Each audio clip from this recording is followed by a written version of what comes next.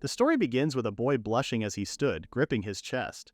Even when he thought about all the content of the game he knew, even in real life, the girl in front of him was his favorite. She was Alexandra of Chevalier, the game heroine he loved the most. She stood there with a soft smile while looking at him with puppy eyes. The world they were in came from a game called Engage Hazard. It was a chat-based RPG filled with comedy, romance, and adventure. In the game, players could meet cute girls and unique heroines and try to make them fall in love. The goal was to become the next king by marrying the best fiancé in the world. However, the boy wasn't the main hero of the game. Instead, he had become Harold de Halvaz, the third prince of the de Halvaz kingdom, one of the most powerful countries in the western region. Harold was someone underhanded, despicable, and was easily controlled by people in power. The worst of the worst, nicknamed the Incompetent Villainous Prince. The boy realized he had somehow become Harold when he woke up that morning. When he opened his eyes, memories of his previous life came back to him. It felt like something straight out of a reincarnation manga. In his past life, his name was Tachibana Haru. He was a quiet college student who didn't have many friends. Since he didn't fit in well with others, he often spent time playing games. That was how he found Engage Hazard. And even despite spending a lot of money on it, now, he was stuck living as Harold de Halvaz, the worst character in the game. In the original story, Harold became jealous of the original game's hero and started a rebellion. It failed though, and Harold was executed. The boy didn't want that to happen. He found out he was now only 13 years old, and the main story of the game wouldn't begin until he turned 16. That gave him 3 years. Since he already knew the game's whole story, he decided to change his fate. He promised himself he would survive and even save a girl who was supposed to die in the game. Afterward, Harold wore some clothes he thought looked silly. He asked the maids nearby what they thought, but they just smiled awkwardly and said it looked fine. He didn't believe them. He found his clothes lame. In his past life, he always wore black clothes, so he felt uneasy wearing flashy ones. So he ordered the maids to bring him a black outfit instead. When they did, he put it on and decided that this was what he would wear from now on. After that, he realized it was time to go to the meeting, so he rushed out. But before he could leave, a maid called him and handed him a handkerchief. He then recalled something related to it. In a short flashback, he found a girl crying inside a closet. He handed her a handkerchief and told her not to cry anymore. After seeing her smile, he thought he should have asked for her name. Someone then called out to him, and Harold rushed to the meeting. Soon after, he got to the meeting place. His father, the king, was glad to see him and said it was nice to have him there.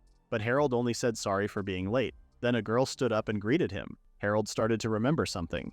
In the game, Alexandra was the daughter of the Duke of Chevalier, the most powerful noble in the de Halvaz kingdom. He also remembered that she was one of the main girls in the game, but her skills were weak, even though she appeared early in the story. In the main story, people called her the Frozen Princess, because she was always cold and unkind to the other girls. Many players didn't like her, and she was always last in popularity polls. If the player didn't pick her romance path, she and her father would end up being punished for planning a rebellion. Even so, Harold liked her the most. If the player followed a certain route, there was one short line she said about the main character.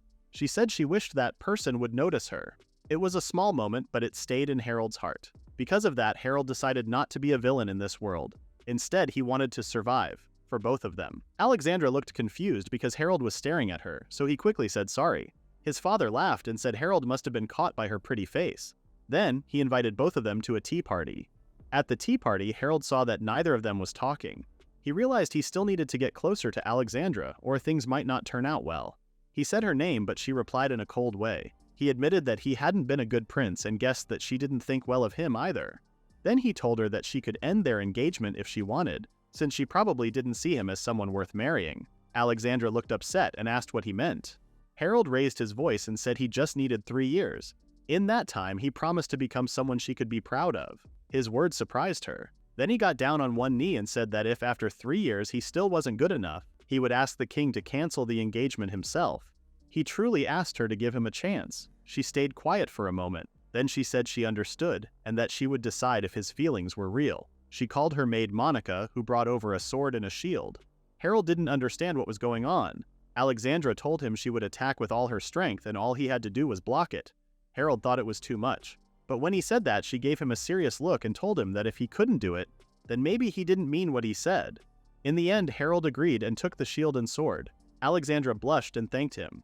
Harold tried to stay calm. He thought he only needed to block one hit and he believed he could do it. But when Alexandra moved, her attack came so fast that it surprised him. The hit was so strong that he coughed up blood and fell to the ground. She walked over and stood in front of him. He stayed on the ground feeling scared and confused. Then he noticed something strange. Her eyes were red. He remembered that this didn't happen in the original story he knew. Suddenly she told him that his determination had been noticed. This made Harold even more confused. Then she giggled and said she was excited to see how he would change over the next 3 years. Hearing that made Harold feel happy and he thanked her. She blushed, got into her carriage, and waved goodbye. After the carriage left, Harold also blushed. He thought this was the first step toward a better future. He promised himself to do his best during the next 3 years. Meanwhile, in the carriage, Alexandra's face turned bright red. She couldn't believe what she had just done. She had admitted that she had fallen in love with him from the moment they first met, and that they were now engaged. She thought it was worth it to secretly ask for the engagement. Her maid said she understood how happy Alexandra was because everything with the prince was going well, but she also reminded her to behave more like a proper lady. Even though the engagement went smoothly, Alexandra said she deserved a little freedom, since her maid knew how she truly felt. Then the maid noticed how red Alexandra's face was, which surprised her. Alexandra looked at herself in the mirror. The maid told her that during the match earlier, her face had also turned red for a short time. She warned Alexandra that if Prince Harold ever found out why her eyes turned red, the engagement might be called off. This made Alexandra worried because she didn't want to lose him. The maid told her to be more careful and said she should have at least smiled at Prince Harold and tried to be friendly when she met him. Alexandra quickly said her maid should already know that was impossible. The maid already knew Alexandra wasn't good at talking to people, and that her social skills weren't what others expected from someone in her position. Alexandra understood this too. She knew she didn't seem friendly. She thought about all the things people said behind her back. Some said she acted like a villain from a story, while others just thought she was cold and unkind. The maid was still surprised when Harold blocked one of her lady's attacks. Alexandra said she had even used the dragon's favor for that strike. She explained that Harold was able to block it by matching the way her sword moved and changing where the hit landed. That helped spread out the force and made it easier to block. She smiled quietly, thinking that Harold didn't even realize what he had done. She also believed that no one else could be a better partner for her than Harold. He had once helped her escape from the palace by giving her a handkerchief, and that moment had meant a lot to her. At the same time, Harold was trying to decide what to do next. The world he was in had a battle mode, and if he fought right away, he knew he would lose. He felt stuck even though he had asked Alexandra for 3 years to get ready. The truth was, Harold's stats were a mess. His magic attack and magic defense were high, but the rest of his stats were low. His magic type was dark, but all of his skills used light magic, which didn't fit well. His physical strength was also weak. The only good thing was that he had the maximum number of skill points. Even though Harold had a lot of potential, the real challenge was figuring out how Tachibana Haru would train him. So Harold decided that the first thing he needed to do was find a weapon. Soon after, a maid entered the room and said she would be taking care of him from now on. She introduced herself as Marion CLR. She looked at Harold with an annoyed face. Harold was surprised. The maid standing in front of him was actually another heroine from the game. In the story, she was supposed to work for someone named Wilfred.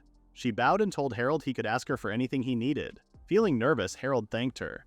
As she walked away, she quietly whispered that she was unlucky, then closed the door behind her. Harold started thinking about himself. Maybe he was just proud on the outside, but quick to give in to stronger people. He was known as the Incompetent Prince. Being treated this way wasn't very easy, but it helped him stay out of the spotlight. He could avoid attention and live a quiet life with his fiancée, which was what he really wanted. He also thought that in 3 years this maid might end up working for Marion. He just hoped he wouldn't disappoint himself by then. There was also something the game never showed: Harold's past. As a child, he was always compared to his successful older brothers. Unlike them, he couldn't use the royal family's special crest, and he wasn't as skilled either. Still, he worked hard to try and catch up so he could earn his parents' approval. But his mother told him that if he couldn't even act as a stand-in for the first prince, then he should at least avoid holding him back. Those words stayed in Harold's heart and hurt him deeply. A week later, Harold woke up and asked his maid for a wash basin so he could clean his face. But Marion didn't respond. He realized it had already been a week since she started working at his place, yet she still didn't do her job properly. He felt like she was being disrespectful. After that, he went to the training area to practice. While training, he thought about how long he had been working hard, but he still wasn't getting better. He remembered that in the game, people could level up, but this world was different. To level up here, a person had to train their body a lot. Still, Harold wasn't making progress. He wondered if using a magic weapon would help. He knew that some rare weapons had special skills. In the game, weapons ranked R or higher had unique powers. Some of them even had magic. He thought that if he trained with one of those, he might learn how to use magic. But before that, he wanted to make his body stronger. That would be useful during emergencies. So he decided to keep swinging his sword more. Then Marion showed up and laughed a little. She teased him, saying he hadn't improved much. Harold just said he was copying someone with no real talent. After hearing that, Marion said she would help him train because she believed he had talent. Harold thought about how even a weak heroine like Alexandra had strong powers. Since Marion came from a family of knights, she was probably strong too. He figured that if he trained with someone like her, he might also become stronger. Then he asked if she was okay with teaching him, and she said it wasn't a problem. They both got ready, and Harold attacked first. She told him his guard was weak and hit him, sending him flying backward. She looked at him with a serious face and said he really was the incompetent villainous prince. She added that everyone had already given up on him. She asked if it felt bad to be looked down on by a maid. Inside, Harold agreed that he was weak and had no special skills. But because of that, he didn't want to give up. He remembered how he quit too easily in his past life and didn't want to make the same mistake again. With new determination, he got up and tried to attack again. Suddenly, another maid stepped in and stopped her, holding a dagger to her neck. The new maid introduced herself as Monica Ashton. She said she was Harold's new personal maid starting that day. When Harold saw her, he was shocked because he knew Monica was supposed to be working for Alexandra. Marion was surprised and said she hadn't heard anything about this. Monica told her to check with the head maid. She also wished Marion good luck with her next job. Marion left, telling them to wait. Monica then said that when Harold married her lady, she would follow as her maid. That's why she sent her ahead to get used to Harold while there was still time. Then Monica held out her hand and said she would take care of him. Harold took her hand. A little later, Marion came back, angrily asking why this was happening to her. Monica calmly told her that she had reported Marion's rude behavior toward Harold. Because of that, Marion was no longer needed around Harold. Marion left angrily, saying she would never forget this. Harold felt confused. Monica then said they should go back to his room so she could treat his wounds. After she helped him, Harold felt happy because she was the first maid who treated him kindly. He didn't really want to call Monica, but he did anyway. However, she was too busy looking around the room for something. She explained that since Harold was at that age, she thought he might have some hidden items that teenagers usually keep. When she couldn't find anything, she assumed he had hidden them somewhere else. Harold told her clearly that there was no other place to hide anything. Then she offered to get those things for him if he didn't have them yet. This made Harold angry, and he told her not to do anything unnecessary. Still, he said he would count on her from now on. Monica seemed to understand and asked him to count on her too. The next day, Harold was eating when Monica came in. She told him that his brother Cardus wanted him to join dinner that night. Harold felt annoyed. Before he remembered his past life, he always tried to get his mother's approval, and that meant pretending to be close to Cardus. He thought Cardus might have known that Harold was just pretending to like him. But now, Harold figured it wouldn't be a big deal, so he told Monica to let them know he would come to dinner. Later, at the training grounds, Harold was practicing hard like he usually did. It had been a while, but he didn't feel like he was getting any stronger. On top of that, he had already made a promise to Alexandra. When he opened his eyes, he saw Alexandra already standing there watching him. She told him she was thankful for his effort. Harold was surprised, and he turned red as he asked why she had come. Alexandra reminded him that it had already been a month since they last saw each other. She said that because they were engaged, they needed to meet and talk more often. If they didn't, people might start talking behind their backs. So instead of waiting for him, she came to visit. Harold realized he hadn't thought about any of that. Alexandra firmly told him to be more thoughtful next time. Even though Harold had promised to become someone worthy of her, he couldn't believe he had forgotten the most important person, Alexandra herself. He knew he had to take the first step, even if it made him nervous. Then he suddenly remembered that the Chevalier territory was far from the capital. But Alexandra explained that since their engagement, she had moved into a townhouse closer to where he lived. This surprised Harold. She also said that if he wanted, she could come visit him any time. Harold was caught off guard. He didn't expect her to do so much for him. He started to wonder if maybe she had feelings for him, even just a little. But then he told himself not to get the wrong idea. After all, this was only the second time they had met. Next, Alexandra pointed out that he was only practicing sword swings. Harold quickly said it was because of the weather. He couldn't bring himself to tell her the real reason, that he was training so hard to get her approval. He wished he could say that out loud, but he felt like no matter how hard he tried, no one ever noticed him, back then or now. Then Alexandra brought up something from a month ago, which confused Harold. She said she knew he was working hard to keep the promise they made. After hearing that, Harold finally told the truth. He said he had no special talent, but he was trying his best because of the promise he made to her. He added that he still needed to work harder if he wanted to stay as her fiancé. This made Alexandra feel sad, so she asked if she could help Harold with his training. Harold was surprised, but said that it was something he could only dream of. He explained that he was doing all this hard work for her in the first place. Alexandra then asked if he thought she wasn't good enough. Harold quickly said that wasn't true and held her shoulders. He told her that he was training for himself, so he couldn't let her teach him. He also said he would feel bad for taking up her time. Alexandra laughed and reminded him that she was his fiancée, so he didn't need to worry about that. Harold blushed and thanked her. She was blushing too. Then she stood up and said it was time to start training. Harold was shocked.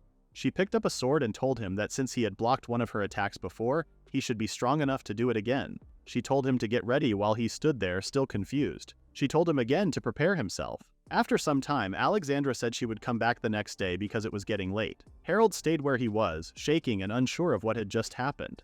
Alexandra said they only had 3 years left, so they couldn't afford to waste a single day.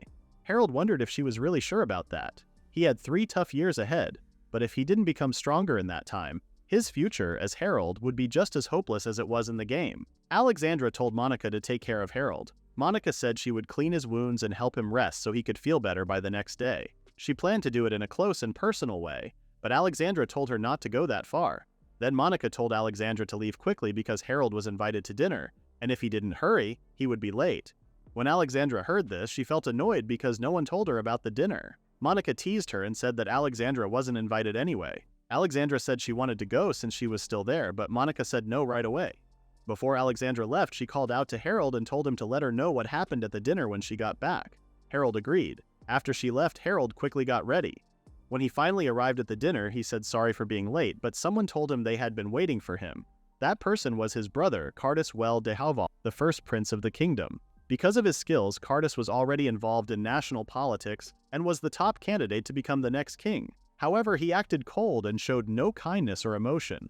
With the powerful crest of de Hauvals, he stood in the way of the protagonist. He only saw Harold as a useless little brother. Even so, Harold continued to follow him, hoping that one day Cardus would notice him. Harold believed that if that happened, their mother would finally look at him. But deep down, he knew it was only a dream. One day, Harold nervously asked why his brother suddenly wanted to have dinner with him after such a long time.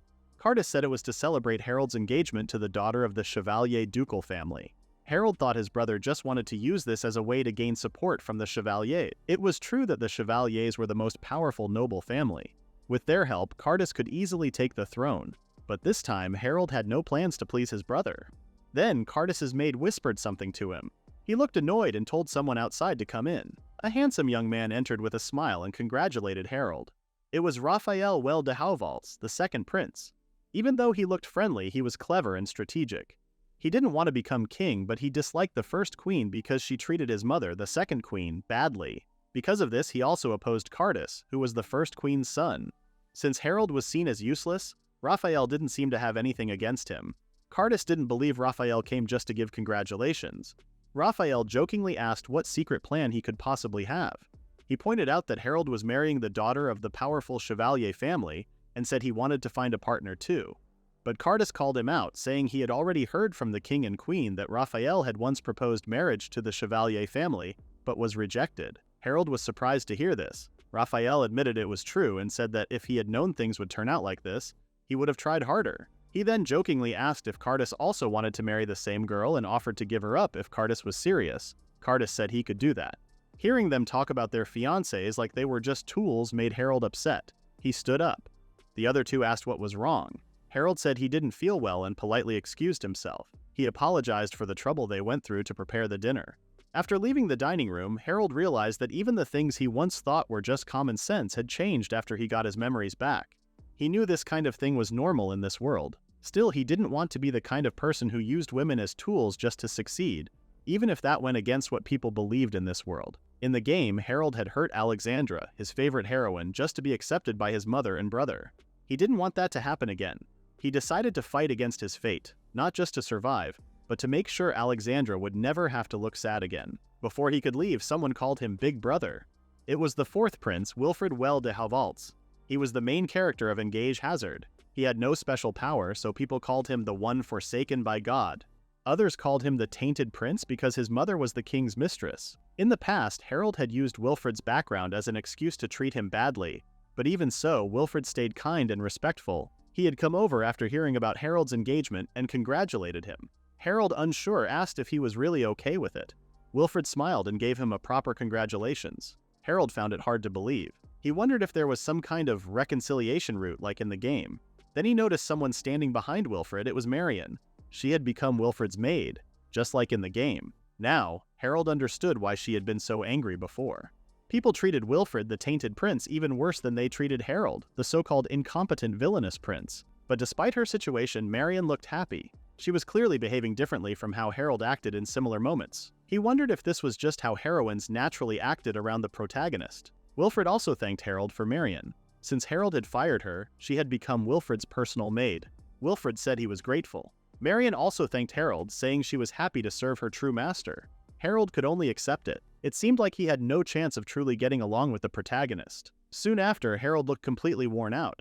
Alexandra had already heard what happened. She couldn't believe that someone like the tainted prince, along with a maid from a fallen noble family, had treated her Harold so badly. She even thought about using the power of the Chevalier family to deal with them. But Harold told her not to. Alexandra then said that Harold needed to become stronger to help prove their engagement was serious. But after all his training, Harold still looked weak. If this were just a game, he could have easily improved by spending money. Alexandra started to worry and thought there had to be a better way to help him grow stronger. She figured that finding the right weapon for him should be their first step. In the game, Harold's main weapon was a spear. But now, Harold wanted to use a shield instead. Alexandra was surprised. For the past month, Harold had been thinking deeply about his choice of weapon. A shield was usually used by characters with low defense who focused on magic. It actually fit someone like Harold really well. But the real reason Harold chose the shield was because he once managed to block one of Alexandra's attacks. That moment stuck with him, especially because she praised him for it. That praise meant a lot, and it helped him decide. Alexandra said the shield was a great choice. She believed that one day, Harold would be known as a strong and unshakable defender.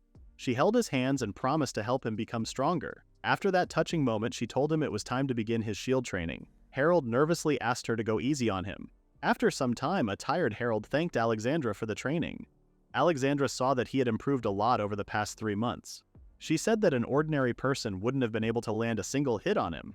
Harold had gone through tough training every single day. Even so, he still wasn't able to block more than 20% of her attacks. Alexandra told him to be more confident. Even though it was only 20%, no one else could block her sword at all. In fact, in her whole family, only Monica was able to do that. Still, she was worried because Harold kept training and wasn't paying enough attention to his studies. Harold told her not to worry. He couldn't mention it, but as a former college student, he believed he could still learn well. Alexandra understood and told him that training was over for the day. She excused herself and walked away. Later that afternoon, while they were having tea, Harold asked his beloved to help him find a shield that was perfect for him. He said he wanted the jet black shield Kasparig. Alexandra and Monica were surprised. Alexandra explained that the shield could only be found by defeating the demonic beast Kasparig, a monster that lived on Morn Island. People said not even 1,000 soldiers could beat it. Monica then told Harold to think again. She said it wasn't just about getting the shield, he might lose his life trying. But Harold still insisted that the jet black shield Kasparig was the only one for him. He couldn't imagine using any other shield. It was the only high-level shield that worked for someone like him who had the dark attribute. The only way to get the shield was to defeat the mid-boss, Kasparig.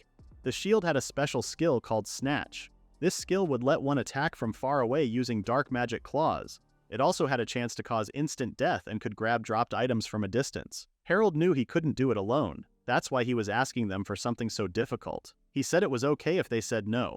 Alexandra said she was just worried about him. They stared at each other for a moment before she finally gave in. She understood what he wanted, but she told him not to try anything too dangerous and to listen to their orders during battles. Feeling excited, Harold said he understood. The three of them reached Morn Island. But before they could start exploring, a small black cat appeared and warned them not to enter its boss's territory. Harold thought the small cat might be the creature they were looking for. Alexandra said a Kasparig was supposed to be big like a lion. Monica agreed and said a cute kitten couldn't be it. The black cat warned them again, saying its boss was very strong and scary.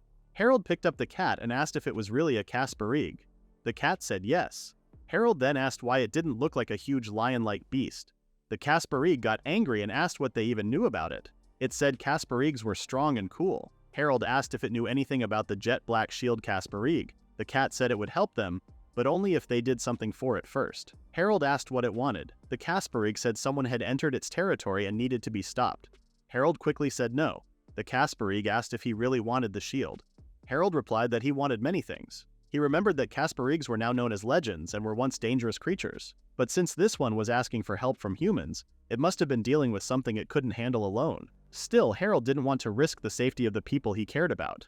So he decided he couldn't just help a magic beast no matter what it needed. But the girls still wanted to help the Casparig. They wanted to find out which villain had caused the trouble and promised they could handle it. Harold reminded them to turn back if things got too dangerous. The Casparig didn't mind and let them go on. Soon, the group came across a strange and terrifying monster. It had the color of beauty and looked as white as snow, but the rest of it was awful to look at. Its eyes were sewn shut and it looked like a giant, disgusting pig. This creature was once a holy beast and a messenger of the gods.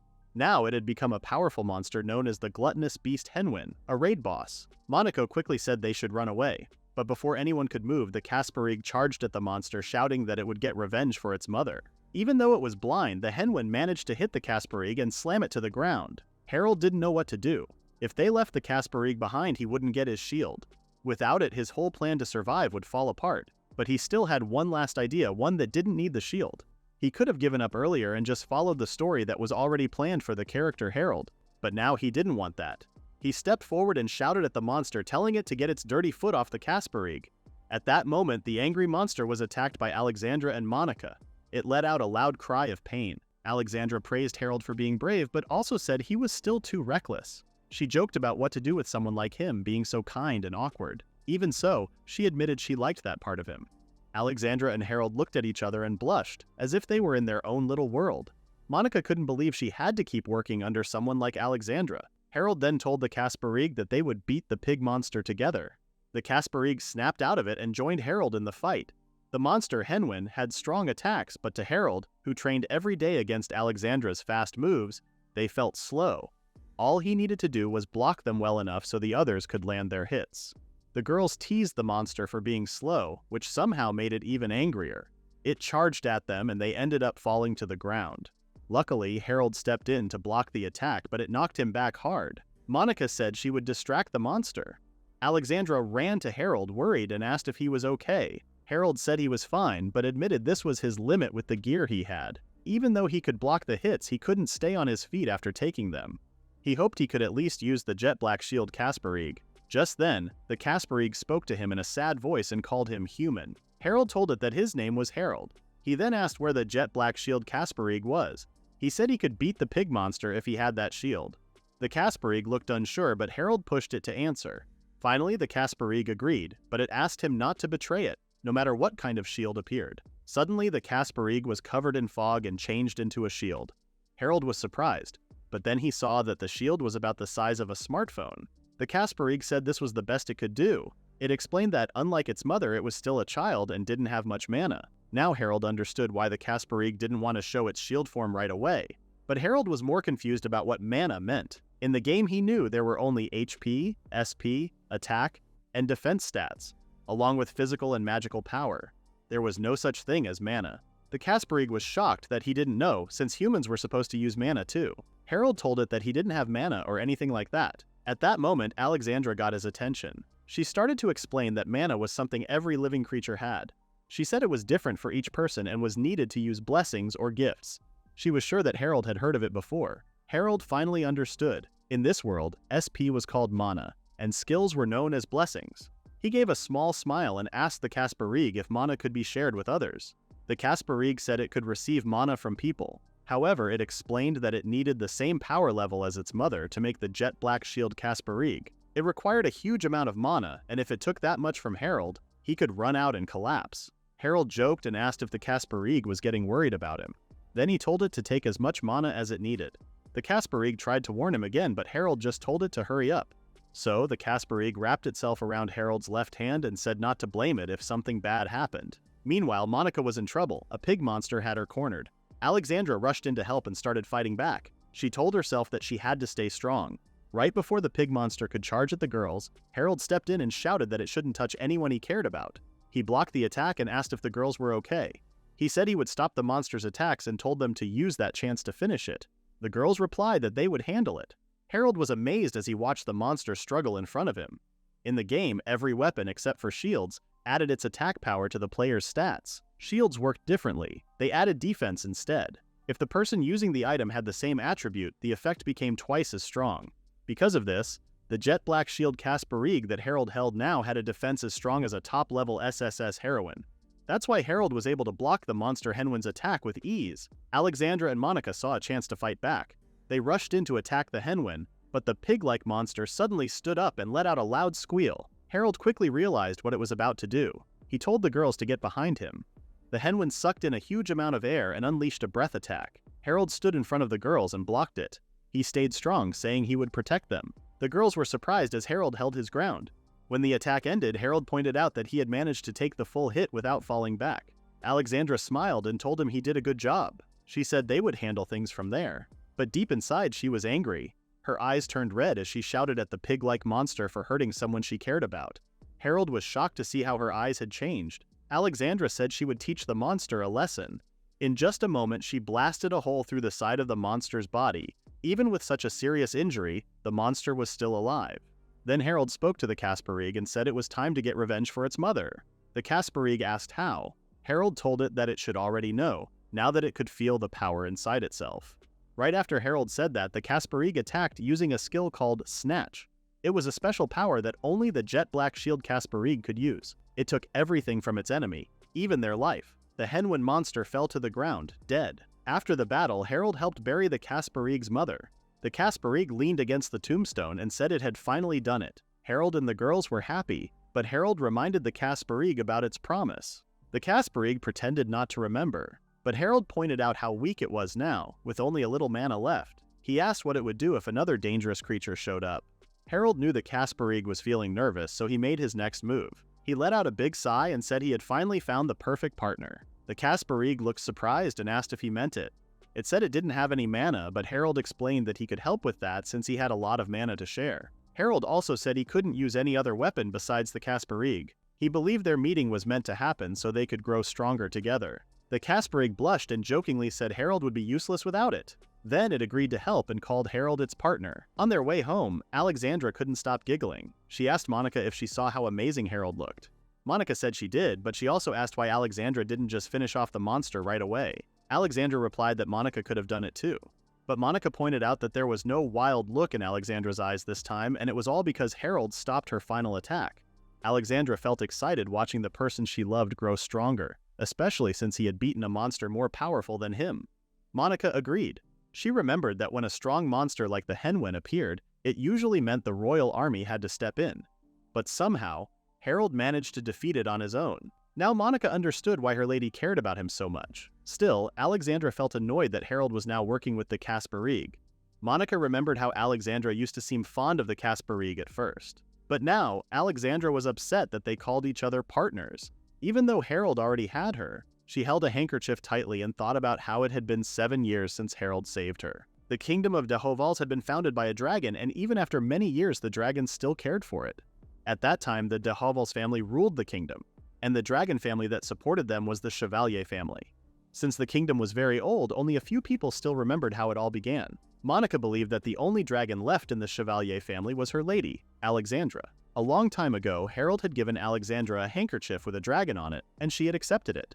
To Monica, it looked like Harold wanted the dragon's power, and because Alexandra accepted the gift, it seemed like they were meant to become a couple. But the problem was that only Alexandra believed that. Monica was sure that the prince didn't know what it meant and probably didn't even remember giving her the handkerchief. Still, Alexandra didn't mind. It had taken her 6 years to get to where she was, but now she could finally stay close and protect the prince. The Chevalier family believed that strength is justice. They had a special sword called the Divine Dragon Slaying Sword Balmung, which was given only to the one who stood at the top. Because of this, neither the current head of the family, her father, nor her older brother Cedric, who was next in line, had any say in who held the sword. Monica believed her lady worked hard to become strong enough to protect the prince and stand by his side. Monica also knew that was why she was placed next to the prince to guard him. Alexandra trusted her with that job, and Monica told her to leave it to her. Monica was ready to give her life if needed. She wanted to protect everything, not just her lady, but also the one who once called her precious, the prince. Later on, Kasparig was seen enjoying some fresh fish. Harold reminded him not to eat too much. After the battle, the two decided to give each other nicknames since they were now partners. They started calling each other CAs and Hal, but there was one problem. Harold's future wife was angry. She couldn't believe that CAs had beaten her, the fiancé, to something. She sulked about it, so Harold began calling her Xandra instead. No matter how many times he recalled it, Harold found her jealousy a little cute. At that moment, Harold's meal was suddenly interrupted. Monica arrived and brought some news. Later at the training grounds, Alexandra found out that Harold had been invited to a party by the Marshall family. As usual, Harold was lying on the ground, completely exhausted. The Marshall family was a noble house started by the younger brother of the previous king, after he had given up his royal title. Alexandra said it would be rude to say no to an invitation from someone who used to be royalty. Frederica, the oldest daughter of the Marshall family, was one of the main female characters in the game. She was also engaged to Cardis. Harold didn't want to go because he knew Cardis would be there. Then, Alexandra shared that she had also received the same invitation. She thought the family wanted to meet them together since they might become in-laws in the future. Harold wondered if that was true. Still, he agreed that it made sense to get along with people who might become family someday. He also thought it was normal for others to be curious about them. He asked Alexandra what she planned to do. She said it would be best if they both went to the party. She also wanted to see what kind of person Frederica was. Harold was starting to understand things now. Harold thought Alexandra was subtly asking him to take her to the event, like a date. He noticed that she was waiting for his response. So he decided to take the chance and shyly asked if they could go together. But he spoke so softly it sounded like he was mumbling. He couldn't believe he had asked her in such a strange way. Still, just as he hoped, Alexandra said yes. Later, Harold rode a carriage to pick up Alexandra. When he saw her, he was so amazed by how she looked that he couldn't speak. Alexandra thanked him for coming to get her. Harold told her she looked very cute, which surprised her a bit. They both sat in silence, blushing inside the carriage. To break the silence, Harold nervously gave her a small gift box. He said it was something to remember the night. Alexandra asked if she could open it right away, and Harold said yes. Inside was a pretty hair ornament with a gem. Harold said he chose it because the colors reminded him of her eyes. Alexandra put it on her hair and asked if it looked good. Harold said it did. She thanked him and looked out the window with a smile. Harold wasn't sure if she really liked the gift, but he was happy that Monica had helped him buy it. He still couldn't believe that someone like Alexandra had accepted him, the one everyone called the incompetent villainous prince. He wondered if it was just because they were engaged, but even that didn't fully explain it. He felt like he had already received so much from her. Deep down, he wanted to ask why she accepted him, but he didn't have the courage to say it out loud. Alexandra told Harold that they had finally arrived. Harold offered his hand, and Alexandra thanked him. They walked into the mansion together. Just as they expected from the Marshall family, there were many guests at the party. Soon after, they noticed some guests looking confused. They were surprised to see Wilfred and Marion at the party too. Harold wondered why Wilfred was there. Alexandra asked if something was wrong. Harold told her not to talk to Wilfred and said that if he said anything, they should just ignore it. He also told her not to react. Alexandra replied that she understood. Suddenly, music started playing and someone announced the arrival of Cardis and Frederica. When the two entered, Frederica smiled and greeted the guests. Harold thought she looked very beautiful, just like one of the heroines in the game. Alexandra then asked if Harold liked girls with large chests like Frederica. Harold quickly said that wasn't true. Then Frederica walked up to them and thanked them for coming to the party. Harold said they should be the ones thanking her for the invitation. When he tried to introduce Alexandra, Frederica cut him off and greeted Alexandra in a cold tone. Alexandra thanked Frederica for inviting them. Frederica gave her a sharp look and said she heard that Alexandra got engaged. Alexandra said it was thanks to everyone that she was able to get engaged to a great person. But she couldn't ignore how rude Frederica had been to Harold earlier, and it felt like Frederica might be mean to her too. Frederica got nervous and quickly walked away to greet other guests. Harold thanked Alexandra, though she didn't really understand why. Just then, Wilfred and Marion walked up to them. Harold asked what Wilfred wanted. Wilfred said he just saw them and came to say hello. Harold told him to leave if he didn't have anything important to say, but Wilfred asked him to wait and wondered if Harold was curious about why he was invited to the party. Harold said he wasn't, then walked away with Alexandra. He told his younger brother to enjoy the party without him. Wilfred and Marion just stood there, watching them leave with unhappy looks. Later, out on the balcony, Alexandra asked Harold if she could take a break to freshen up. Harold said yes. He thought that ever since Wilfred showed up, Alexandra's mood had changed. He remembered that she was someone whose feelings were hard to read. He started to wonder if she might fall for Wilfred, just like in the game. Suddenly, Cardis walked up to Harold. Harold was shocked to see Cardis of all people catching him there. Cardis asked if he was having a good time, and Harold said he was. Then Harold asked if Cardis knew that Wilfred had also been invited to the party. Cardis smiled and asked if Harold was surprised. Cardis explained that the king had told him to bring Wilfred into his group. Harold didn't expect that. Cardus went on to say that the king was worried about Wilfred's situation because he didn't have a proper place in the palace. The king couldn't help Wilfred directly because of the first queen. So the king chose Cardus to protect Wilfred and make sure no one could hurt him easily. Cardus said the party was also meant to show that Wilfred was now under his care. He then mentioned how Harold usually accepted invitations from the Marshall family right away, but this time he took longer to respond. Cardus believed Harold already knew what was going on. Before leaving, Cardus told Harold that he should start looking after their little brother from now on. Harold was left speechless. Soon after, Alexandra came back and asked if something had happened. Harold explained everything to her. Alexandra wondered what the first prince had been thinking. Harold didn't know either, but he believed that Cardus already understood the risks of bringing Wilfred into his group. For some reason, Harold could imagine Cardus actually enjoying the situation. He guessed that his oldest brother had made a deal with the king and accepted Wilfred as part of it. Alexandra then asked how Harold planned to act around Wilfred from now on. Harold said he wouldn't do anything. Whatever his brothers chose to do was not his concern. He didn't want anything from them, now or ever. Still, Harold knew deep down that his feelings were just jealousy. It made sense that Alexandra cared about the main character. He felt bad for her. She wanted to help, but there was only one thing he could do. Alexandra giggled. Harold looked confused and asked if something was going on between her and Wilfred.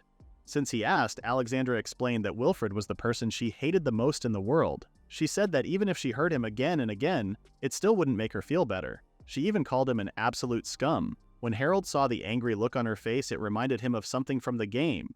That same expression was supposed to be for him, after the main character had turned against him. But now, Alexandra was looking at Wilfred that way instead. Alexandra then asked Harold if he remembered what happened 7 years ago. He didn't understand what she meant. She took his hands and told him that on that day, it was Harold who saved her. Her thoughts, her heart, her pride, and even her spirit. She asked him to listen as she shared a story from that day 7 years ago. 7 years ago, young Alexandra spent most of her dull days as a weak and quiet child, staring out the window of her room in the main house. She didn't have any friends her age, so her only way to pass the time was by reading books. Through those stories, she imagined herself exploring faraway places and falling in love with a prince, just like in the fairy tales. But one day, her father visited her with unexpected news. He said she would be going to the royal palace with him. The king had chosen Alexandra as one of the possible fiancés for the prince. Although her father tried to say no because of her health, the king insisted strongly. Alexandra asked about it in a sad voice, but deep down she was hiding a big smile. At that moment, Alexandra didn't really care about meeting the prince. What truly excited her was the fact that she would be visiting the capital for the very first time. She could hardly keep her excitement inside. When it was finally time to leave, Alexandra noticed she was wearing clothes that looked like a boy's outfit instead of a fancy dress that a princess-to-be would normally wear. Her maid said it was her father's order. It seemed strange back then, but now she believed her father had done it on purpose. He likely wanted to make sure the prince wouldn't fall for her. When Alexandra finally reached the royal palace in the capital, she was amazed by how big and grand it looked. She couldn't help but want to see more of it. While her father wasn't paying attention, she quietly slipped away and began exploring on her own. As she walked through the halls, she felt like the main character in one of the adventure stories she loved reading. She continued going deeper into the palace, hoping to find something exciting. But instead, all she found were long, empty hallways that seemed to never end. The quiet and emptiness made her nervous, and soon her fear took over. She felt frozen and couldn't move from where she stood. At that moment, a young boy named Wilfred came across her and was surprised to see someone in such a random place. Thinking she was a lost boy, he asked what she was doing there and offered to help her find the way back. Alexandra quickly said she could walk on her own. Wilfred frowned and asked for her name. She only replied with Alex. Wilfred stared at her for a few seconds, then turned around and started walking. As he walked away, he introduced himself as Harold Well de Haveltz, the third prince, although that wasn't true. Alexandra followed him, and along the way, Wilfred explained that the palace was very tricky to get around. After a while, Alexandra noticed they had been walking for over 30 minutes, and seemed to be moving farther away from where she had started. Feeling worried, she asked if they were really heading toward her father. Wilfred replied that whenever the king, his father, met with nobles, it was always in a room further ahead. He said he was pretty sure they were close. Then he smiled and grabbed Alexandra's hand, saying the adults were just in the room at the very back. When they finally reached the room, Wilfred asked Alexandra to open the door. She happily opened it, only to find a dark, empty room. Alexandra stood still, confused and unsure of what was going on as the door behind her shut. She banged on the door, begging the prince to open it. Wilfred only laughed and called her stupid. He said he was Harold, and if she needed someone to blame, it should be Harold. After that, Wilfred walked away and left her behind. Alexandra leaned against the door and cried. She regretted exploring the palace alone and no longer cared about princes. She hated them all now. Suddenly, she heard a voice near the window, wondering if anyone was inside. She called out and asked for help, but there was no answer. She dropped to the floor, unsure of what to do. She started to wonder if she was going to die in that room. Then someone knocked on the door and asked if anyone was inside. Alexandra rushed over and shouted that she was trapped. The boy on the other side panicked and told her to stay calm.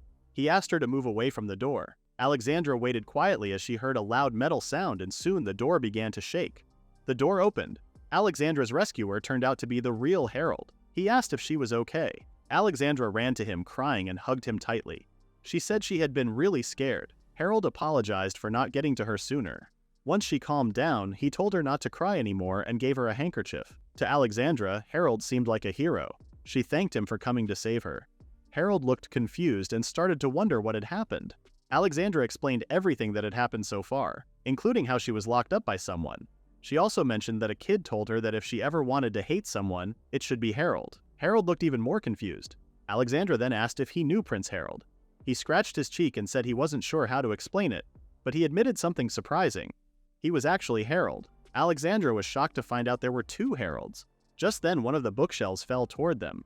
Alexandra had her eyes closed and wondered why she didn't feel any pain. When she slowly opened them, she saw Harold bleeding. He laughed and asked if she was okay. Then, through the gap in the door, she noticed Wilfred laughing as he ran away. But Alexandra focused on Harold, who was trying to stop the bookshelf from falling.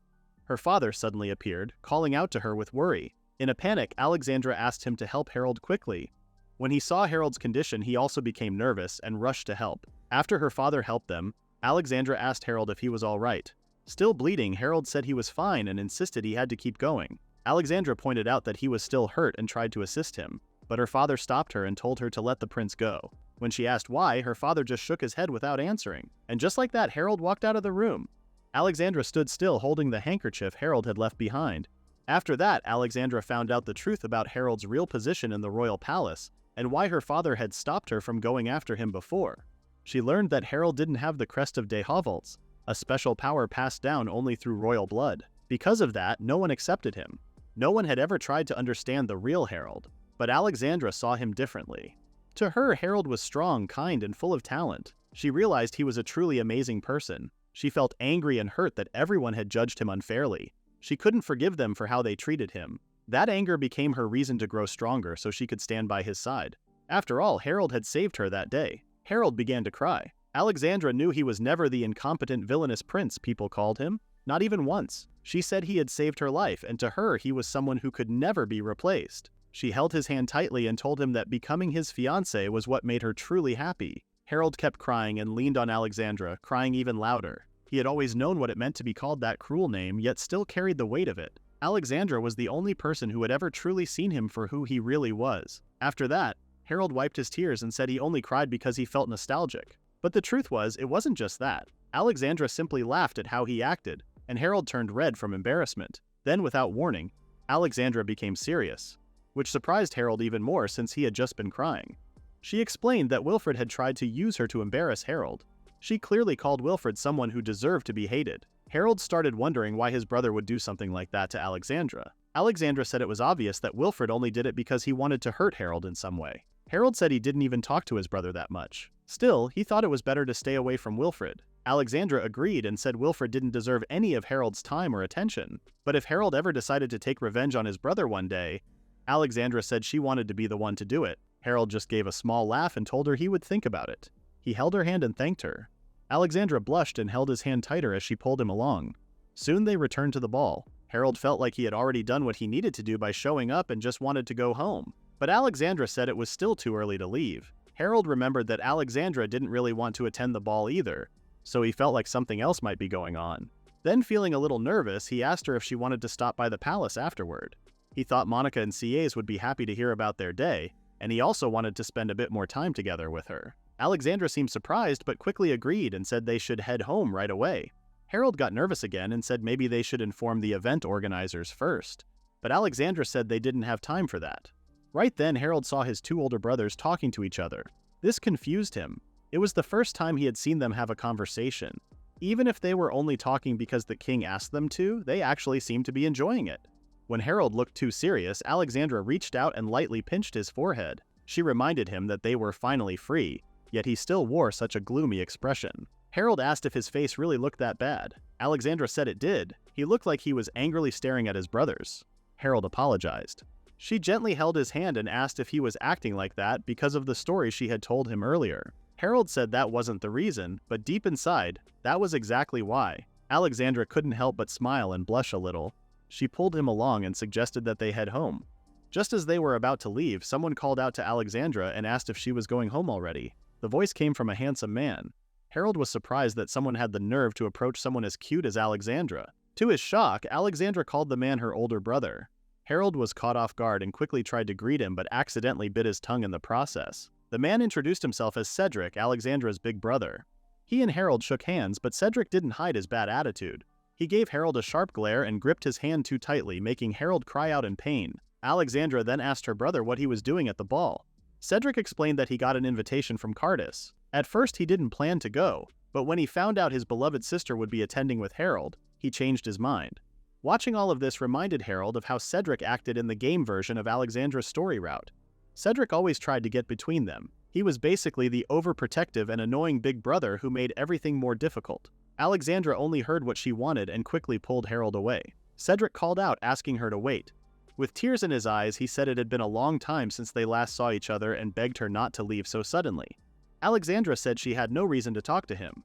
Cedric tried to calm his sister down and guessed she came because she needed a favor. He reminded her that he was still the next leader of the Chevalier family. Alexandra said her only wish was for her brother to disappear from her sight right away. Cedric told her that wasn't the kind of favor he meant. He explained that since the third prince, Harold, was engaged to Alexandra, the oldest daughter of the Chevalier family, her role had greatly changed the balance of power in the fight for the throne. Harold understood what Cedric was trying to say. If he wanted to keep his position at the palace, he needed the Chevalier family's support.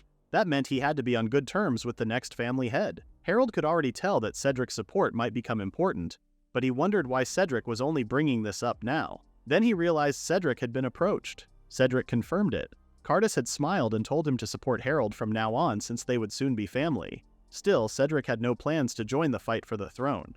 But if his dear younger sister asked for it, he figured he could help out. Alexandra wanted to say they were handling things on their own, but she was curious to hear what her fiancé thought about it. Harold believed that to survive in the world of Enhaza, he needed the support of the Chevalier family. That meant having Cedric on his side would be the best option.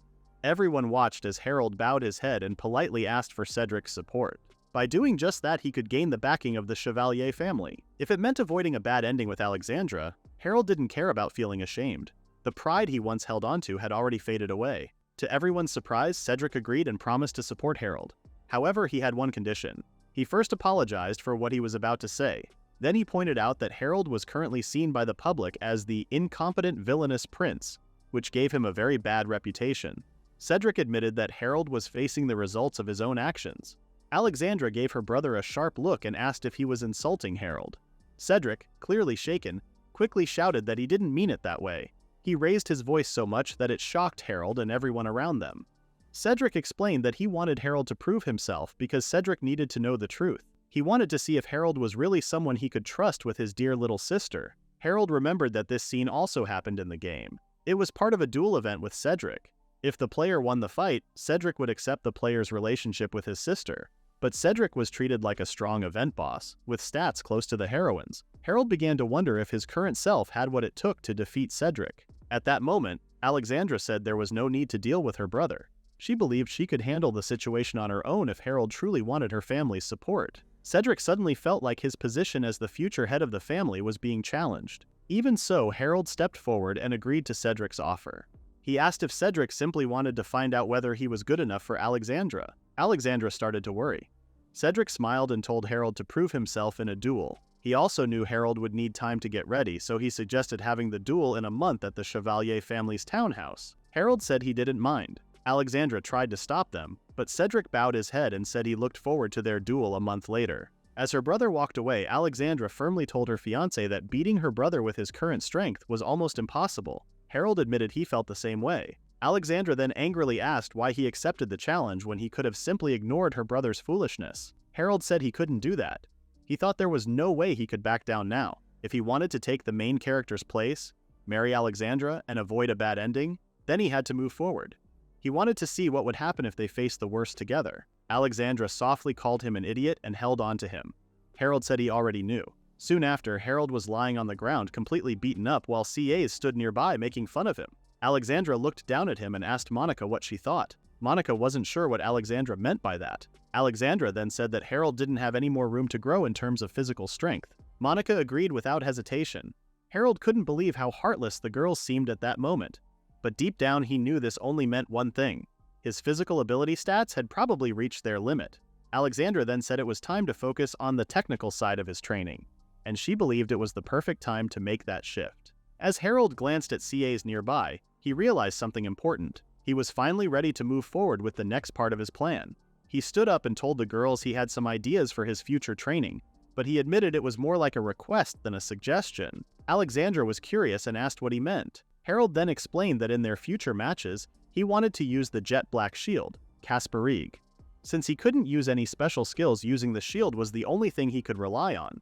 He then turned to CAs and asked if they could start training together from now on. CAs agreed without hesitation and quickly jumped onto Harold's shoulder. He reminded Harold that they were partners after all. Alexandra said it was a smart idea to get used to using the shield. She smiled and told Harold not to worry. She would make sure he got stronger no matter what. After the training ended, Harold said goodbye to Alexandra, but she told him she would still visit the next day no matter what. She promised she would come see him. After she left, Harold told Monica and CAs it was time to go back to their room. But just as they started walking, someone suddenly blocked their path. Harold stopped in his tracks. It was Wilfred standing there with his personal maid. Wilfred asked if his sister-in-law had finally gone. Harold replied that it wasn't his business. Then Harold said that he was now officially recognized as their brother Cardus's right-hand man. Both he and his maid gave a smug smile. Harold sighed and said it was good for him, but honestly he didn't really care. Wilfred gave him a sharp look. He had heard that Harold had been going around telling people he was Cardus's right-hand man. To him, it sounded like Harold was just bragging. Wilfred pointed out that their brother never actually said that Harold was his right hand. Harold seemed confused and asked if Cardus had lost his mind because he never said or did anything like that. Wilfred then said that from now on, he would be the one to unite the different groups and support Cardus the way he deserved. Harold suddenly admitted that he was leaving Cardus's faction. That surprised Wilfred. He even wondered if Harold was allowed to make that kind of decision. Harold said he would only take those words seriously if they came from Cardus himself. He also questioned what gave Wilfred the right to speak to him that way. Still, Harold found the whole situation strange. In the game's original story, Wilfred was supposed to be the hero. But now, with how he had treated Alexandra in the past, it felt like Wilfred was slowly turning into someone like the old version of Harold. Wilfred said he had the right to speak because he was now Cardus's right-hand man. He warned that if Harold, a prince, kept acting like that, it would give others the wrong idea. He told him to stop dragging people down, but Harold could see what was really going on. Wilfred was just trying to prove something and needed someone to blame. Harold reminded him that he was already known as the incompetent villainous prince, so there was no point in worrying about his image now. Then he ended the talk and walked away, leaving Wilfred and his maid speechless. Wilfred clenched his teeth in frustration. Monica, the maid, asked if she should kill Wilfred, but Harold told her to hold back for now. From that day forward, Harold started training together with CAs. Along with Alexandra, Monica also joined the training on the attack side. As expected, Harold struggled a lot. Still, he didn't give up and kept raising his shield to block Monica's quick and strong strikes. Suddenly, Alexandra showed up with a fierce look in her eyes. In an instant, she knocked Harold hard against the wall. CAs called out to him, crying in worry. Alexandra asked if Harold was finished. Even though he was bleeding, Harold smiled and said he wasn't done yet. That was exactly what Alexandra wanted from her fiancé. She laughed softly and promised to make sure he would someday defeat her brother. Her smile gave Harold chills. Not long after, Harold and the group traveled to the Chevalier family's land. CAs said everything was getting exciting. Harold agreed with a smile, but his shaking legs showed he was nervous. Later, he held Alexandra's hand and said that everything he had gone through during the past month led to this moment. He promised he wouldn't lose, no matter what happened. Alexandra gave a small smile and held his hand more tightly. In his mind, Harold just wanted to run. After all, he was the weakest character in the game, and now he had to face Cedric, who was said to be as strong as the game's main heroines. Harold knew he had almost no chance. Still, he had to fight. Later at the training grounds, Cedric said it was time to begin. As he had mentioned earlier, he wanted to test how strong Harold's determination truly was. He suggested they have a duel using real swords to see how serious Harold was. When Harold looked closely, he recognized Cedric's weapon. It was the Crimson Hundred Blossom Sword, also called Kotetu. This sword gave a strong attack boost, and its special move, Crimson Rampage, could hit 5 times in one fast burst. But this wasn't just a friendly match, Cedric actually wanted to win. If Harold wasn't careful, he could get seriously hurt or even worse. Even with the danger, Harold accepted the challenge. He agreed to fight Cedric and asked CAs to support him. CAs said he would since they were partners. Harold took his fighting stance and CAs changed into a jet black shield. Cedric looked a little worried and asked if Harold really planned to fight using only a shield. Harold said yes. Cedric reminded him that this was his choice and warned him that he wouldn't hold back. Harold said he was ready. With CAs by his side, he believed he could win. He had already promised himself that he would beat Cedric and prove he was good enough to be engaged to Alexandra. When Monica gave the signal, Cedric quickly rushed forward to strike. Harold was surprised by his speed and figured that Cedric had used physical enhancement. Still, Harold stayed calm and blocked the strong attack with his shield. Cedric stepped back, surprised. Harold was also shocked. He hadn't expected to stop the attack so well. It wasn't just because CAs helped him, it was also because he had trained with Alexandra, whose speed and strength were even greater. Just when Harold started to believe he might win, Cedric activated his sword's skill. 4 more glowing blades appeared around his red sword. He launched the Crimson Rampage at Harold. The fast and powerful strikes came one after another as Harold raised his shield to block them. He felt the pressure building with every hit. Cedric laughed and teased him, asking if he couldn't keep up. No matter how one looked at it, Harold was being pushed back by the wild and furious Cedric. He held on as long as he could and fought back by swinging his shield with force. He asked if this was everything Cedric had. Cedric clicked his tongue, clearly frustrated. He hadn't expected Harold to be this skilled. At that moment, CAs suggested ending the fight using the technique called Snatch. But Harold refused. Snatch was a move that allowed a long-range instant kill while staying on defense. It felt too unfair. Harold didn't want to win that way. He had trained hard to beat Cedric without relying on Snatch. He wanted a true victory, and he was doing it all for Alexandra. Cedric then gathered fire on his sword and sent a fiery slash toward Harold. The thick flames flew fast, but Harold managed to block them with his shield. He quickly apologized to CAs. The Black Cat already knew there was no stopping him. It was simply part of the job to follow his partner's lead. Harold laughed and called CAs the best partner anyone could ask for. He truly meant it. Cedric launched another attack, but Harold was ready. He had made up his mind to block it, no matter what. The two boys clashed once more, and in that moment, Cedric's crimson sword flew out of his hand. Cedric was surprised, and Harold took the chance to slam his shield into him. The shield bash knocked Cedric down to the ground. Harold took a deep breath and looked at him, thinking he had won the match. After the duel, Cedric kept saying that his real talent wasn't in fighting, but in domestic affairs. He told Harold not to think that the duel showed everything he could do. Alexandra said her brother was being childish and told him to accept her fiancé's strength. In the end, Cedric admitted he had lost. Just like Harold expected, Cedric still cared a lot about his sister, even though he acted like a sore loser. He was still the same Cedric Harold remembered from the game. At that moment, Cedric seriously reminded Harold that what he was about to say wasn't because he was a sore loser. He pointed out that Harold's final attack had been too weak. He was worried that such an attack wouldn't work well in a real battle. Cedric then suggested that Harold should think about using a weapon like a sword. Harold said that wouldn't be needed. Cedric then asked if Harold only used a shield because he didn't take him seriously. Harold replied that wasn't the reason. He admitted that he couldn't use a sword, a bow, or even magic, but to him that was okay. He had Alexandra as his sword, Monica as his bow, and CAs as his magic. He didn't need anything else. All he needed was a shield to protect them himself. That's right, his role was to protect them. That was the reason he chose to carry a shield. Cedric became more serious and called out to Harold. He gave him a deep bow and asked if he could trust him to take care of his sister. Harold agreed and said he looked forward to their future. Cedric then asked him again to look after Alexandra from now on. A few days after the duel, Cedric was still feeling tense at the academy. He became more worried when he learned that Alexandra had agreed on her own to get engaged to the useless and disliked prince. Even so, the contract with the royal family could not be changed. Besides, only someone from the royal family was seen as a proper match for his sister. So in the end, proposing the engagement wasn't the real problem. Of all people, it had to be Harold. Every noble in the country knew about Harold's reputation as the useless prince. He didn't seem to have any skills or talent, just like his nickname said. But now Cedric knew that wasn't true. He remembered the duel, where Harold had clearly shown courage and strength as his sister's future husband. It was a fact that Cedric had lost that day. He had no choice but to accept it and support the engagement between them. Still, deep inside, he couldn't truly accept it. Even so, from that moment on, he decided he would be the one to judge Harold. If he ever found even a small reason to believe Harold wasn't good enough for his sister, he would use the full strength of House Chevalier to break them apart. At the same time, Alexandra became more active in showing care toward Harold. She even fed him with her own hands. She believed that showing affection was important for couples who were planning to get married. Monica didn't argue with that, but she pointed out that Harold looked a little overwhelmed. Instead of her lady, Monica offered to help with Harold's meal. Alexandra tried to stop her, but Harold had already decided he wanted to eat on his own.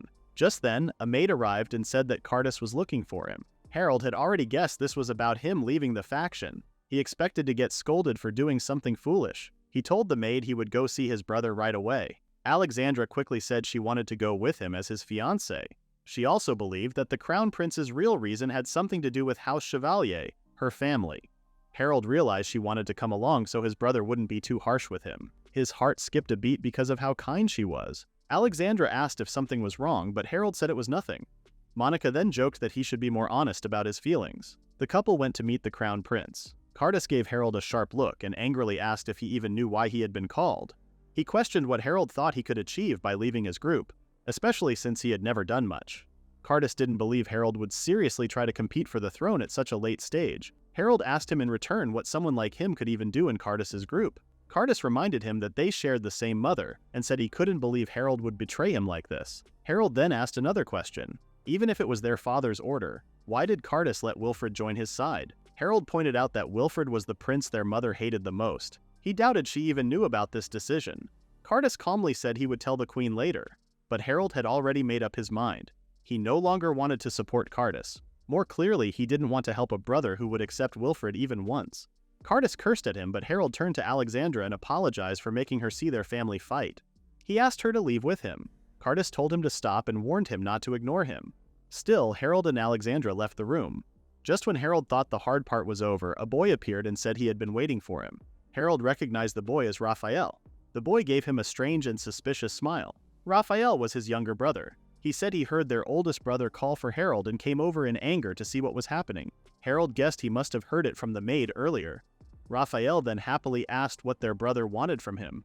Just then, Cardus showed up looking furious. He couldn't believe Harold had abandoned his real brother and sided with Raphael instead. Harold froze and started sweating nervously. Raphael then said he finally understood what was going on. Harold sighed and asked what he meant by abandoned. He then told Alexandra they should leave together since he couldn't stand being around his brother anymore. Cardus warned him that if Harold wanted to play around, he also had his own plans. He told Harold not to think he could simply walk away from this. Raphael ran after Harold, asking excitedly if he was really teaming up with him, just as their oldest brother had said. Confused, Harold reminded him that Raphael hated him. Raphael calmly replied that he didn't dislike Harold as much as he disliked their eldest brother. That made Harold realize Raphael was more tolerant toward him than toward Cardus. He then reminded Raphael that he and Cardus shared the same mother. He asked if Raphael knew that their mother was related to Queen Margaret. Raphael's face suddenly changed, and he coldly asked why Harold would bring that up. At that moment, Harold realized he had made a mistake. He had forgotten that Raphael was extremely attached to his mother, just like in the game's setting. He shouldn't have mentioned her. Trying to fix his slip-up, Harold explained that everyone already knew how his eldest brother's mother treated the queen poorly. Since Raphael acted that way toward both him and Cardus, he thought it might be connected. Raphael was impressed by Harold's observation skills. Still, he didn't really care since Harold wasn't directly involved in any of it. In that case, Raphael said there was no reason for them to be enemies. Harold agreed that it was true.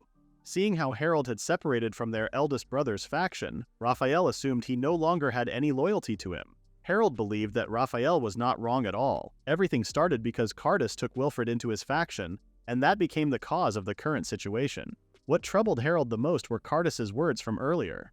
He already expected his older brother to come for him sooner or later. If that happened, joining Raphael's side was also something to consider. Being under his protection might have been the safer choice. However, Harold had other plans. He thanked Raphael for the offer but decided to refuse. Raphael questioned his decision since it was obvious that joining him would be the smarter move for Harold's future. Harold admitted that it was true, yet he knew it was only a matter of time before Raphael sided with Wilfred as well. Staying close to Raphael was not the best choice for him. Besides, because it was Raphael, Harold understood his real goal. He wanted to bring the Chevalier family under his control. Avoiding bad outcomes was important to Harold, but what mattered most was keeping his beloved safe. He told Raphael not to misunderstand his refusal. It was not because he would not support him. Raphael, in a cold tone, asked for the real reason behind the refusal. He began to assume that Harold was also aiming for the Crown Prince's position. Harold denied it, saying that there was no such thing. He had no plan to get involved in the fight for the throne, whether it meant helping or standing in anyone's way. He only asked Raphael to treat him as if he did not exist. Raphael smiled faintly. He could not force Harold if he was that determined, so he decided to give up for now. Still, he offered his help if Harold ever faced trouble, reminding him that they were brothers after all. A month after his duel with Cedric, Alexandra teasingly told a weary Harold to keep going. He was training hard as usual while his beloved cheered him on from the side. His training had increased fivefold, and at that pace he might have collapsed from exhaustion. To keep improving his level, Harold continued his training and kept using the jet black shield Kasperig. Because of that, his skill called Snatch Claws grew larger, and its power also became stronger. He felt grateful to Alexandra for helping him train to become stronger, though he secretly wished she would be a little kinder during their sessions. One day, Monica came to inform him that the king wanted to see him right away.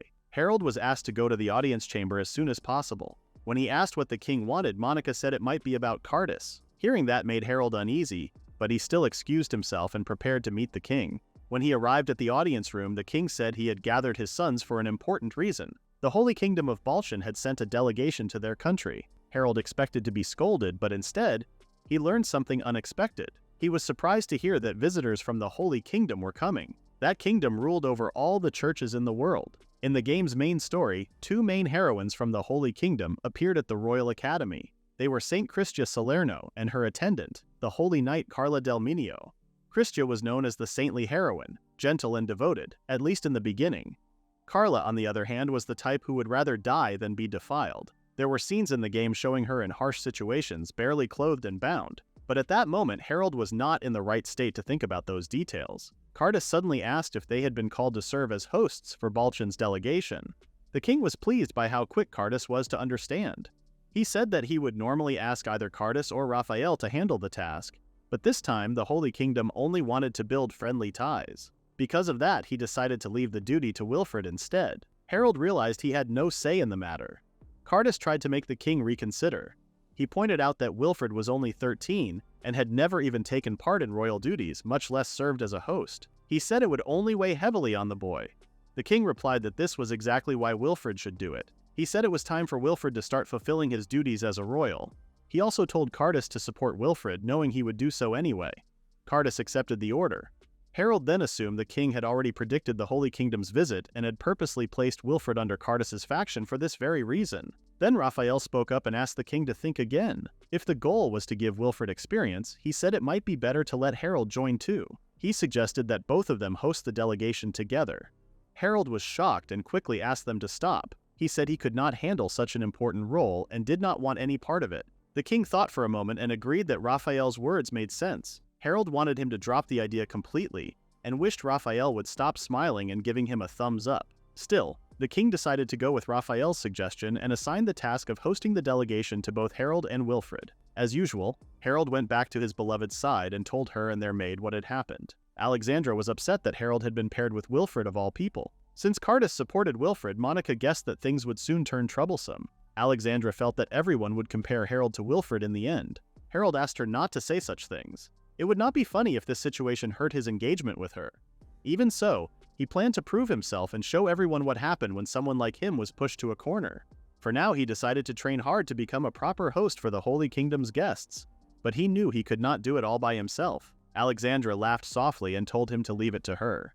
She said it was time for the kingdom to see that her beloved Harold was far better than the person she called the scum Prince Wilfred. The preparations to welcome the visiting delegation soon began. In truth, everything was being handled by the foreign minister. Harold figured that leaving such an important matter to a 13-year-old boy could lead to a diplomatic problem. During the meetings, however, Wilfred often reacted harshly to certain issues.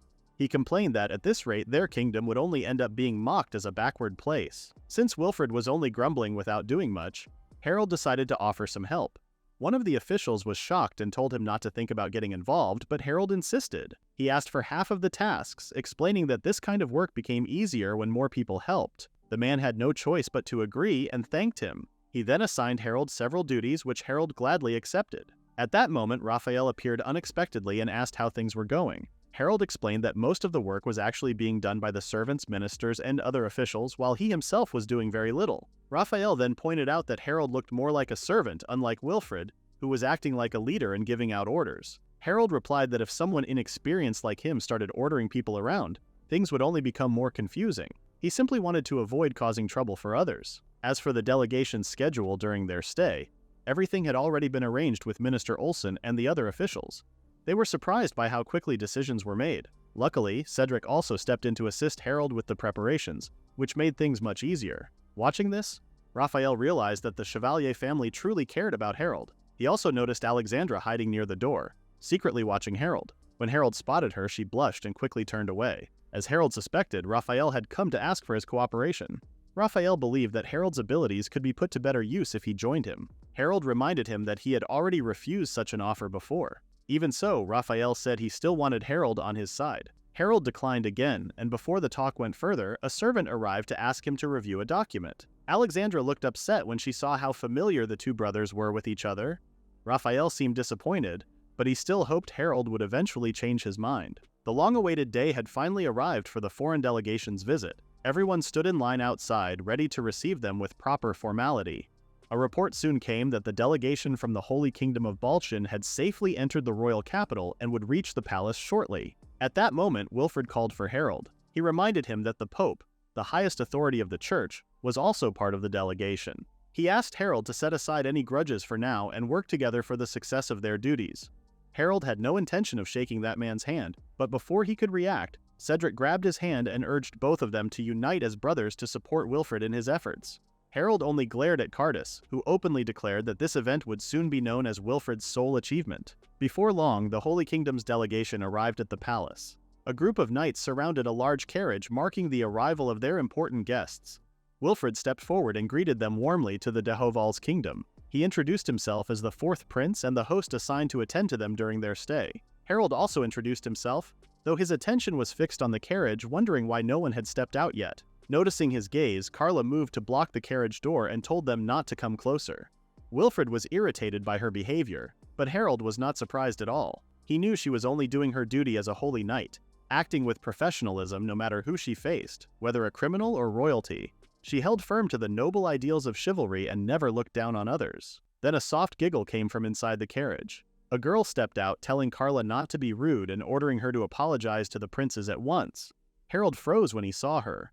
It was Christia, the only person in the game who possessed the holy attribute and the heroine known for having the worst personality. She was unique, skilled in recovery magic and status ailments, and the sole wielder of the holy attribute, making her the most dangerous saboteur of all. Christia looked coldly at Carla and repeated her order, saying she would not tolerate disrespect toward the princes of Dehovaltz. With no choice, Carla apologized. Harold recalled how people in the game disliked Christia's strict and unforgiving attitude. She knew that too, yet she still scolded Carla in public, showing that her personality in real life was just as unpleasant as it had been in the game. Wilfred offered to escort Christia, and the Saintess didn't mind at all.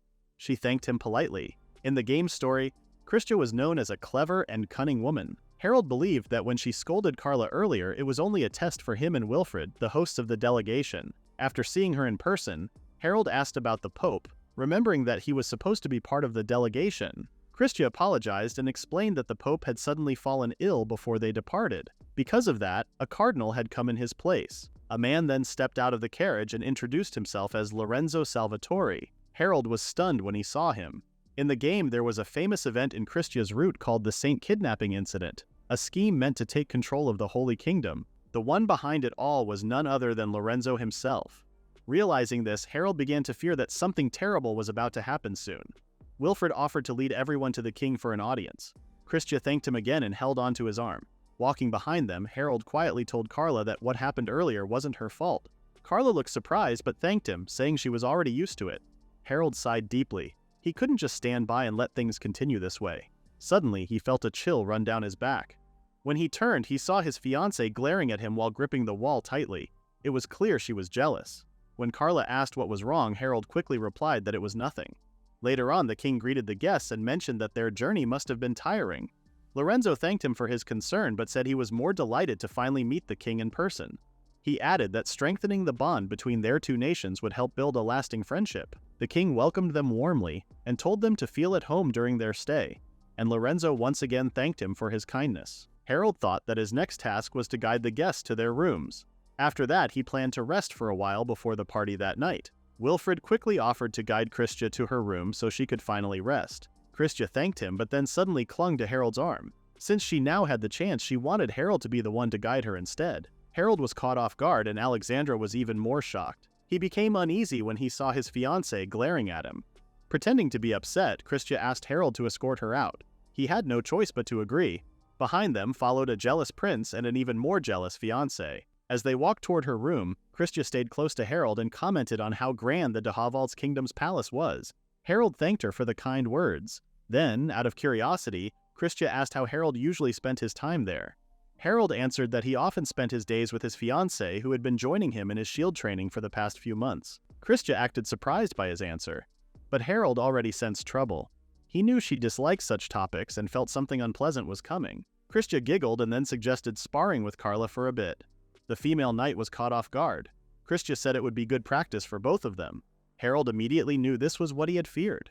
He replied that he would never compare himself to the Holy Kingdom's well-known holy knights. Wilfred smirked and encouraged his brother to accept the Saintess's request, clearly wanting to make Harold look foolish. Christia added to the pressure by saying she wanted to see Harold's brave side. Harold gave in and agreed, but asked them not to expect too much from him.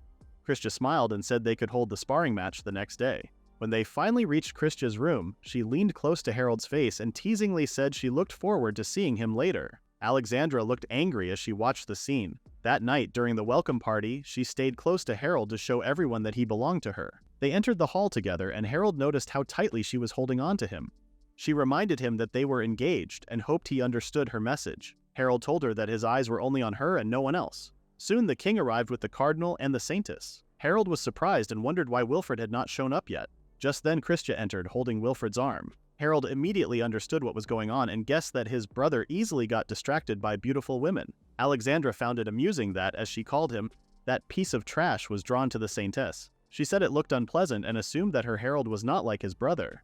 Harold assured her he was not. Alexandra then asked what he thought about the holy knight earlier. Harold explained that she was mistaken, forgetting for a moment that Alexandra was an extremely jealous heroine. In the game's story, her jealousy was the reason she bullied the other heroines. Wanting to calm her down, Harold took her hands, which made Alexandra blush and freeze in surprise. He asked her to trust him, even if he could not prove it through words alone. Still, he swore he would never look at other women. Alexandra's face turned bright red as she told him she believed him, though she admitted she still felt uneasy. Harold said he understood but wanted her to know his true feelings at that moment. Their quiet moment ended when the king purposely coughed to stop their public display of affection. Even so, he smiled at the sight of the two. He lifted his glass and invited everyone to enjoy the night. For now, the bond between Harold and Alexandra seemed stronger than ever. While the couple was enjoying their time together, Carla came and asked if she could speak with them for a moment. She bowed and apologized for acting cold earlier. She knew that Harold had only been concerned about her, but she still felt that her behavior had been wrong. Harold told her not to worry about it and said he did not mind, then asked her to lift her head. Carla thanked him and properly introduced herself as Carla del Minio, Christia's guard. Harold introduced himself as well and offered a handshake. Carla seemed surprised for a moment, but then quietly laughed.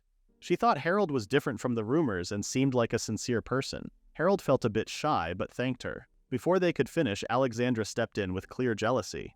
She introduced herself as Harold's fiancée and thanked Carla for understanding Harold. She asked Carla if it was fine for them to get to know each other better. Carla said she did not mind and asked if Alexandra was really fine with someone like her. Alexandra took her hands and said she was. Carla realized that both Harold and Alexandra were kind people. She felt grateful to have the chance to build a bond with them. Alexandra felt the same. Harold had expected his fiancée to be angry, but the moment turned out warm and peaceful. At that moment, Christia appeared from behind and held on to Harold, saying she had been looking for him. She said she would be happy if they could all get along better. Alexandra was caught off guard. Harold quickly moved away from Christia and told her to stop. Christia said it was only natural to want a better relationship with others. Wilfred stepped forward and told Christia that his older brother already had a partner. He then offered to dance with her instead. Christia stayed quiet for a moment before saying she could not refuse if it was Wilfred inviting her. Her face suddenly turned sad, and Harold noticed it. He thought that even if she was a saintess, she should not force herself to hold back so much. Wilfred glared at him and asked if he was jealous. Christia lightly smiled and said she would be happy if that was true. Harold lowered his head, apologized for speaking out of place, and asked Alexandra to leave with him. Alexandra agreed, though she still watched her fiancé with worry. She gently reminded him that being thoughtful was a good trait, but he had her as his fiancé and he should not forget it. Harold apologized again. Just then, a piece of paper slipped from his jacket. He picked it up, read it, and said that he had been tricked. The party went on while Wilfred and Christia danced in front of everyone. When the dance ended, Alexandra felt relieved that the awkward moment was finally over. She tugged on Harold's sleeve and shyly asked if he had ever danced before. Harold felt overwhelmed by how cute she looked. Suddenly, Monica appeared and told Harold this was his chance to dance with her lady. Harold became confused when he saw both Monica and CA's, who was hiding in her chest. Frustrated, he asked why CA's was coming out from there.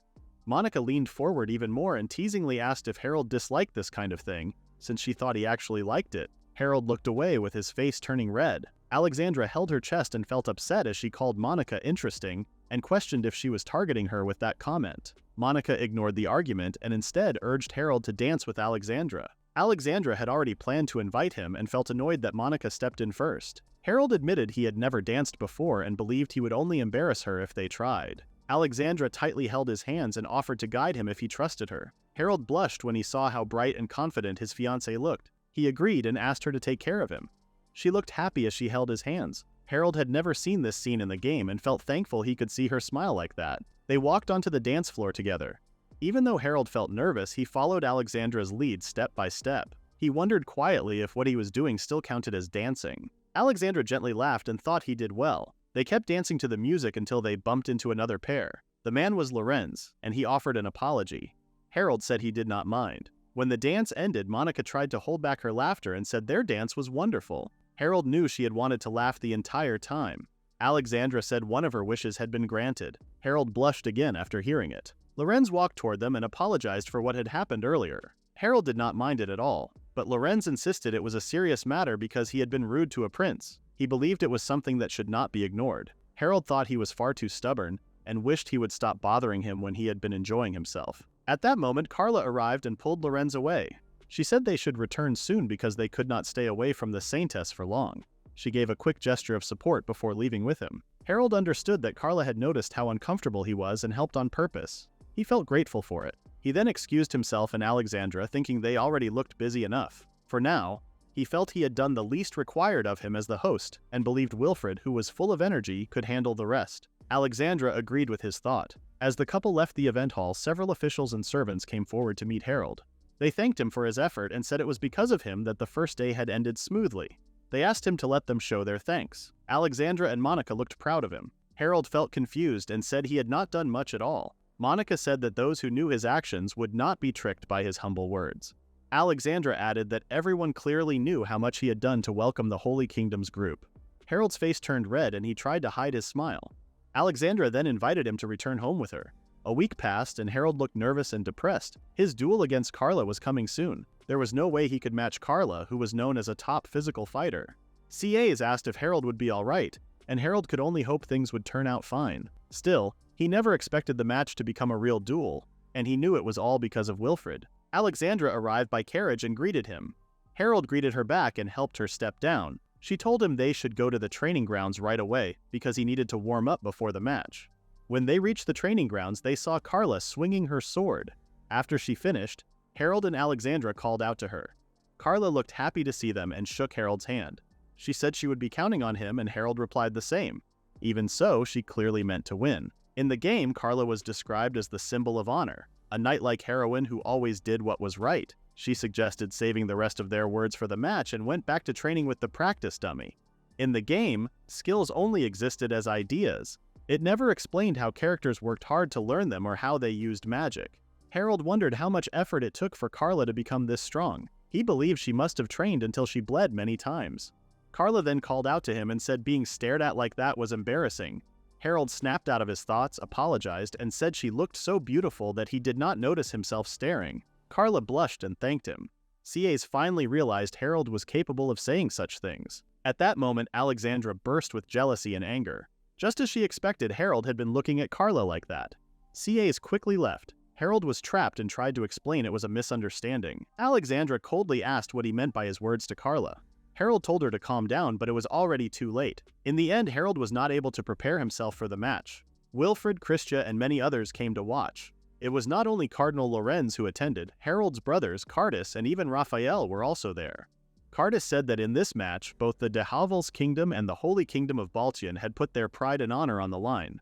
Because of that, he came as the judge since he was the crown prince. Harold silently wondered what his brother meant. since he was not fighting for the kingdom's pride at all. It seemed they only wanted to humiliate him and corner him, especially because members of the Holy Kingdom's delegation were also present. He was not sure if this idea came from Cardus, Wilfred, or both. He could not understand how they thought of such a foolish yet sneaky plan. Carla said she did not care about the result, she only wanted to fight Harold with all her strength. Harold agreed that winning did not matter. He only wanted to respond to her sword with everything he had. Cardus then asked what weapon Harold would use. Harold answered that it was the shield he was holding. Many people burst into laughter. Christia thought it was amusing that Harold planned to only block Carla's attacks. CAs looked annoyed, but Harold stayed calm. Carla reminded him not to focus on the spectators. She wanted them to fight seriously. Harold agreed. Still laughing, Cardus told them to begin. In that moment, Carla rushed forward and delivered a strong strike at Harold. As expected, Harold stayed firm and blocked it with his shield. As the two moved apart, Carla praised Harold's strong defensive skills. She tried to trick him with a fake move, but she could not find any opening at all. Harold asked if that was really true. It sounded a little proud, but he had defeated Cedric, who was as strong as the heroines in the game. He had even managed to block Carla's attack this time. He realized he should have a bit more confidence in himself. Carla then continued her wave of attacks. Harold defended with all his strength. He reminded himself of his earlier thought. Carla was definitely stronger than Cedric. Carla looked impressed at how Harold could block every strike. Harold laughed and admitted he was barely holding on. He knew that if he let his guard down for even a moment, he would be defeated immediately. Carla challenged him to take her next attack. This time her sword moved faster and felt heavier. Harold groaned as he blocked everything he could. He could not waste any moves. He had to wait for the exact right moment and find an opening to strike back.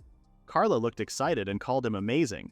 She said Harold was the first person to ever block all her attacks like that. She explained that at first she had not wanted to join the delegation, but now she felt grateful. Here she had met someone strong, someone she could truly fight against. Harold remembered that in the game, Carla had been one of the most extreme battle maniacs. Since it was Harold, Carla said she wanted him to face her strongest skill, the one she was most proud of. She took a stance, and the air around her changed. Harold recognized it immediately. He remembered the many times he had seen her defeat enemies using this technique in his past life. This was the Earth attribute's most powerful secret skill. Carla lifted her sword and told Harold to watch carefully. She then unleashed her skill called Four Heavens Destruction. Harold gripped his shield tightly and stood firm, counting the strikes he was blocking. When the final strike came, he pushed his shield forward with confidence. His force sent Carla flying a few meters back. Even in the game, Four Heavens Destruction followed the same single pattern. That was the only reason he could defend against it. Carla could not believe her special skill had been useless. She felt impressed by how well Harold had defended against it. Suddenly, she dropped her sword and looked back at Harold with worry. Since Four Heavens Destruction was such a powerful skill, Harold remembered that it had a risk. If it worked the same as in the game, Carla would not be able to move for a short time. She would be paralyzed for a few seconds. Harold called Carla's technique amazing, even as his hands shook from holding his shield. He sank to the ground, showing that he could not hold the shield any longer. He said it was unfortunate, but he had reached his limit. Cardus then declared the match a victory for Carla. Even though they announced her as the winner, Carla protested and angrily asked what they meant by that. Cardus pointed out that Harold could not defend against her attacks, and that all he could do was barely hold on with his shield. Since he was exhausted, Cardus thought it was time to end the match. Wilfred agreed and said that, in the end, this match was only meant as a friendly challenge and was never meant to hurt Harold. Harold wondered what kind of nonsense these two were talking about. Carla continued to protest, but Christia told her to stop. She said that if the protests continued, all they would see was Harold struggling badly. She assumed that a holy knight like Carla would not bully someone weaker. Carla finally lost her patience and told the Saintess to be quiet. She said that Harold had completely blocked her strongest attack and angrily asked how they could call him weak. Christia coldly replied that it was Carla who needed to be quiet. Carla shouted that she would not, because Harold was truly strong and deserved respect. She could not accept anyone thinking he was weak or a loser in the battle. She insisted that everyone should stop making mocking remarks about him. Harold looked touched and tried to hide a smile. She could not believe Carla had acted so foolishly. He knew she understood that doing something like this could get her punished. He then called out to her and thanked her. He reached out his hand with a calm expression. He said he had really enjoyed the match against her. Carla was surprised but slowly calmed down. She understood his meaning and shook his hand. She hoped they could have another match sometime without anyone interfering. Harold smiled, nodded, and watched her leave. He then went to his fiancée and the maid and said it was also time for them to go. The Saintess watched them leave with a smirk. When he sat down for tea, Harold complained about how exhausting the match had been. Alexandra told him he had done his best. Harold could not help but giggle at her praise. Suddenly, someone knocked on the door. The messenger said the cardinal wanted to speak with Harold. Alexandra immediately refused, saying the cardinal had been rude and laughed at Harold during the match earlier. She said it was shameless to invite him now. The messenger bowed his head, looking afraid, and agreed that her anger was fair. Still, he asked if it might be possible. Harold thought for a moment while Alexandra kept glaring at the messenger. He thought the invitation came from the mastermind himself, and there was no way it could be something good. However, if he refused, it might trigger a bad outcome. After a moment of hesitation, he agreed to the invitation. The messenger thanked him. Alexandra asked worriedly if he was really going. Harold said he did not know what it was about yet, so he would first listen to the cardinal. If the cardinal planned to hurt his fiancée, he would stop it at all costs. For now, he went off alone. Lorenz thanked Harold for accepting the invitation. Harold said he only came because he heard Lorenz wanted to speak with him. The cardinal asked him to take a seat. He first thanked Harold for giving him some time. Harold told him not to worry about formalities and said he only came to hear what Lorenz had to say. Harold suspected in his mind that it was not going to be anything good. Lorenz laughed and said Harold had made him skip the pleasantries.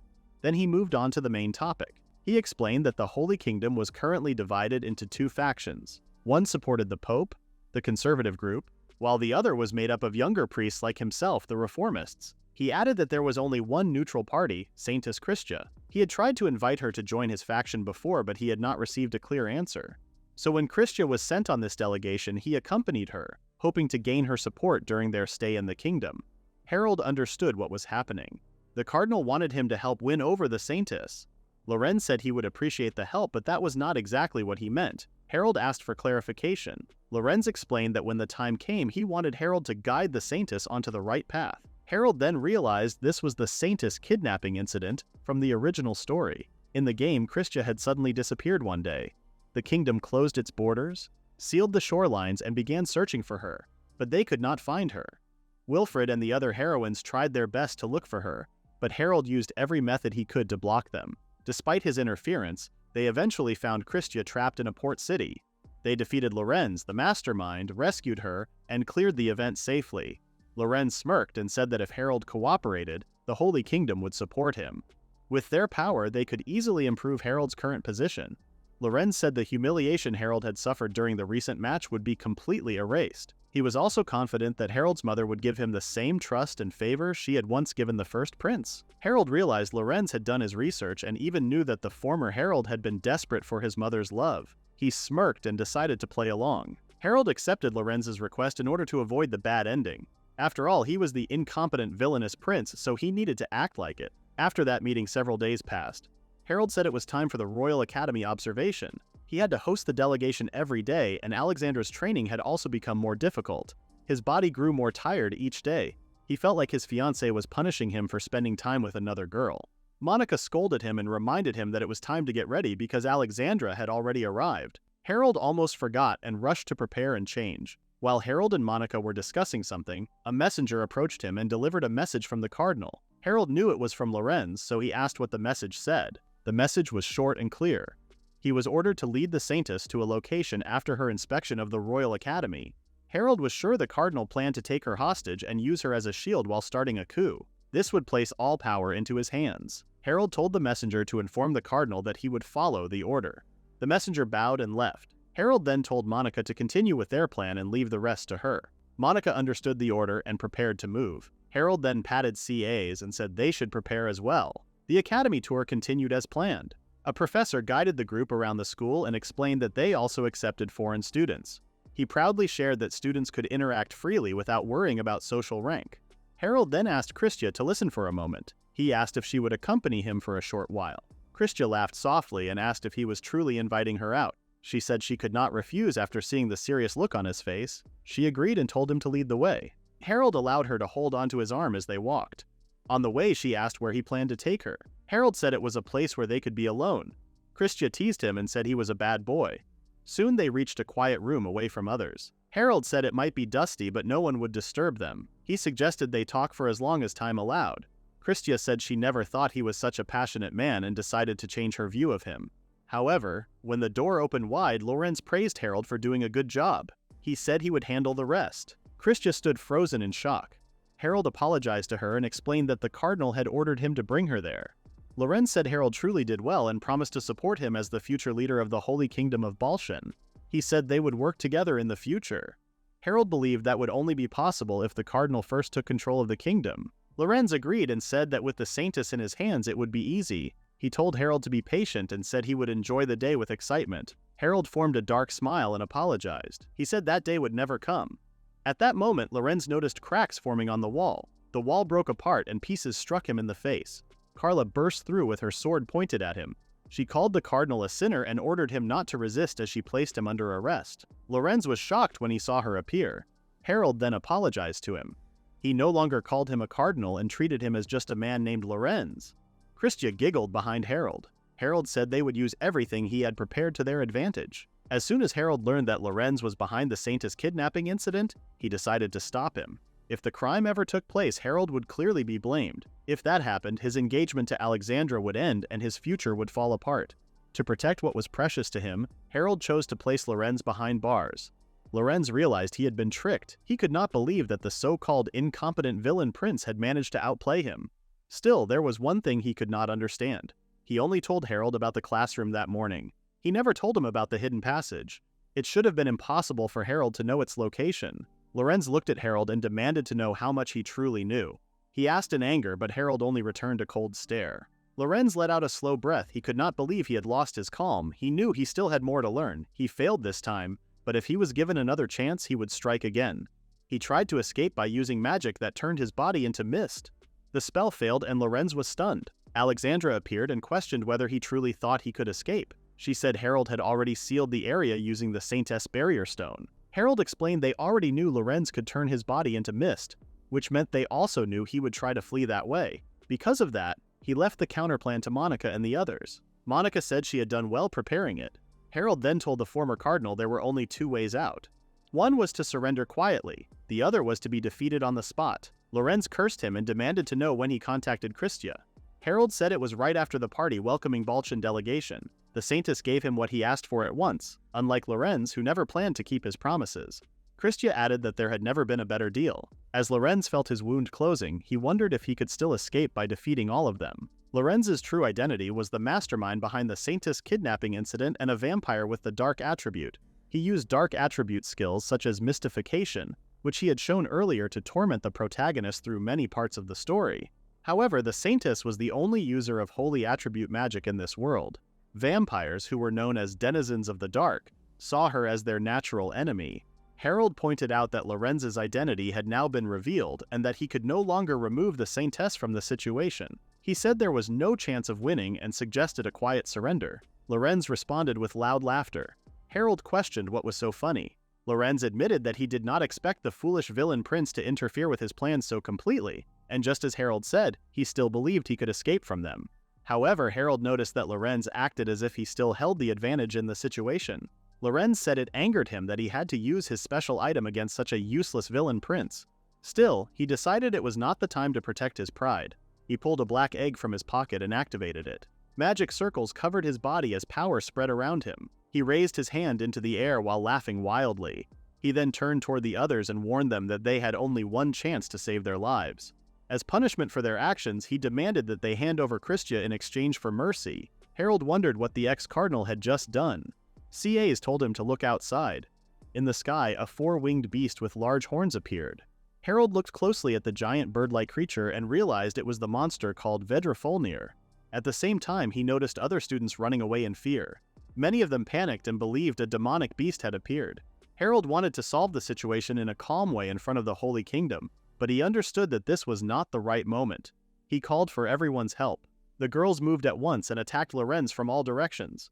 Lorenz tried to escape again by turning his body into mist, but Christia stopped him using her holy binding chains. The chains wrapped around him and caused him great pain. Christia acted playfully and showed no sign of letting him escape. Harold and Carla felt uneasy as they watched her behavior. Harold then turned his focus to the ex-cardinal and demanded to know how to stop the demonic beast. Lorenz reacted with confidence and claimed that stopping it was impossible. He explained that the creature's precious eggs had already been destroyed. Because of that, the beast would not stop until it finished taking revenge. Alexandra reacted with anger and pressed her sword close to his throat. She made it clear that summoning a monster like that would not change his fate. Harold remembered that he had already cleared the cure route and avoided a bad ending. Because of this, he did not need to force himself into a dangerous battle like this. He He also knew he could leave the task of saving the academy students to the kingdom's army. Even so, he felt responsible and believed he had to act. He quickly asked CAs for help. The cat agreed and transformed into a much larger form. Harold and CAs jumped out of the window and rushed outside. As Harold rode on Cass's back, he informed Alexandra and Monica that he would block the monster's attacks. He asked them to wait for the right moment to strike. They accepted and trusted him with the task. Harold faced the monster while CAs took the shape of a strong shield. Vedrfolnir noticed him and attacked right away. Harold raised his shield and prepared for the impact. He managed to endure the force and blocked the attack. From this, he realized that the monster's level was likely below 100. That meant defeating it might be possible. However, he remembered that Vedrfolnir had a dangerous homing attack. When it released its feathers, they followed their target without stopping unless the target was dead. Even knowing this, Harold stayed firm. He only needed to hold out until the royal army arrived. The monster let out a loud shriek and flew higher into the air. It released its feathers in a wide attack. Harold raised his shield again and blocked every single feather. He showed confidence as he stood his ground. Once the feathers struck their target, they lost their special effect and turned into normal feathers. With that weakness revealed, Harold knew he now had a chance to fight back. At that moment, the monster screamed even louder, filling the sky with its rage. It continued firing its feathers, but Harold dodged every one of them. He knew he needed the monster to move closer. After a moment, the monster chose to attack at close range. Harold kept drawing its attention. The students panicked as the creature moved toward them. Wilfred and his aide were also nearby. The others had already run away, but Wilfred stood still, frozen in fear. Harold felt that his current situation strangely felt good. He was only meant to exist as the incompetent villainous princess, someone who would make Wilfred look impressive in the main story. Yet because of Alexandra's harsh training, Monica's steady support, and gaining a partner named CAs, he had grown this strong. He blocked the monster's claws with his shield. He believed this moment should not end here. He was no longer there just to serve as Wilfred's stepping stone. As long as Alexandra was watching him, he wanted to prove that he could also become the main figure of the story. He blocked another heavy strike from the monster. He showed confidence and refused to let it look down on him. The monster stared at him and suddenly shot into the sky at great speed. This confused Harold. Alexandra and Monica shouted toward him, but Harold told them to stay where they were. The girls froze in place. Harold understood what was coming. To defeat him, the monster planned to use a skill he knew very well. He raised his shield upward at an angle and planted his feet firmly on the ground. He prepared himself and waited.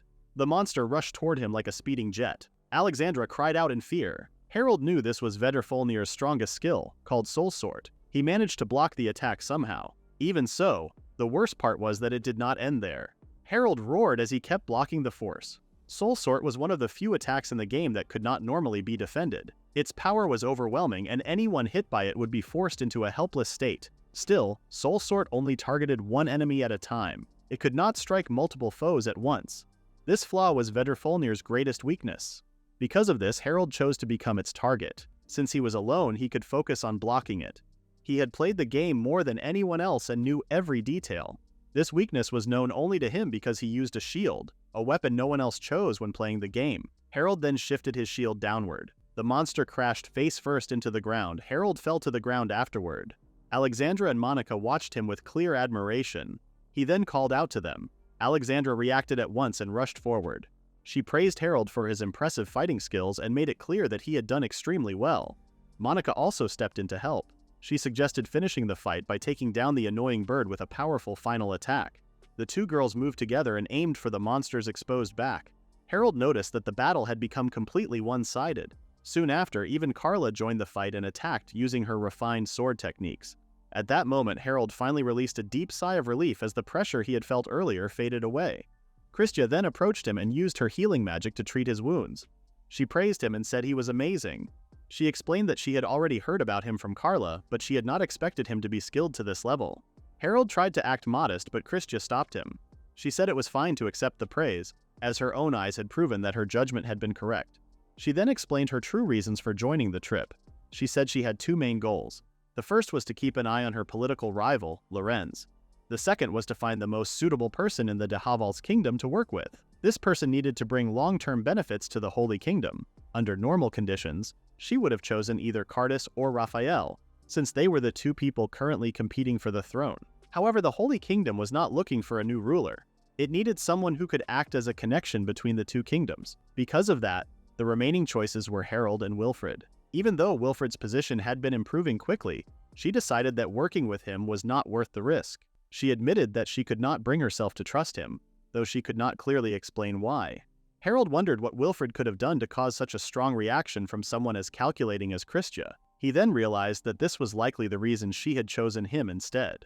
Since he had no strong supporters in the kingdom, help from the Holy Kingdom would greatly improve his chances of avoiding a tragic outcome. More importantly, if he ever did face a bad end, he could escape to the Holy Kingdom together with Alexandra. That had been the agreement he and Christia had signed during the party. As she finished explaining, Christia held onto his arm and asked him to take care of her in the future. Harold blushed and quickly realized that this situation would cause trouble if Alexandra saw them like this. Almost as if on cue, Alexandra appeared.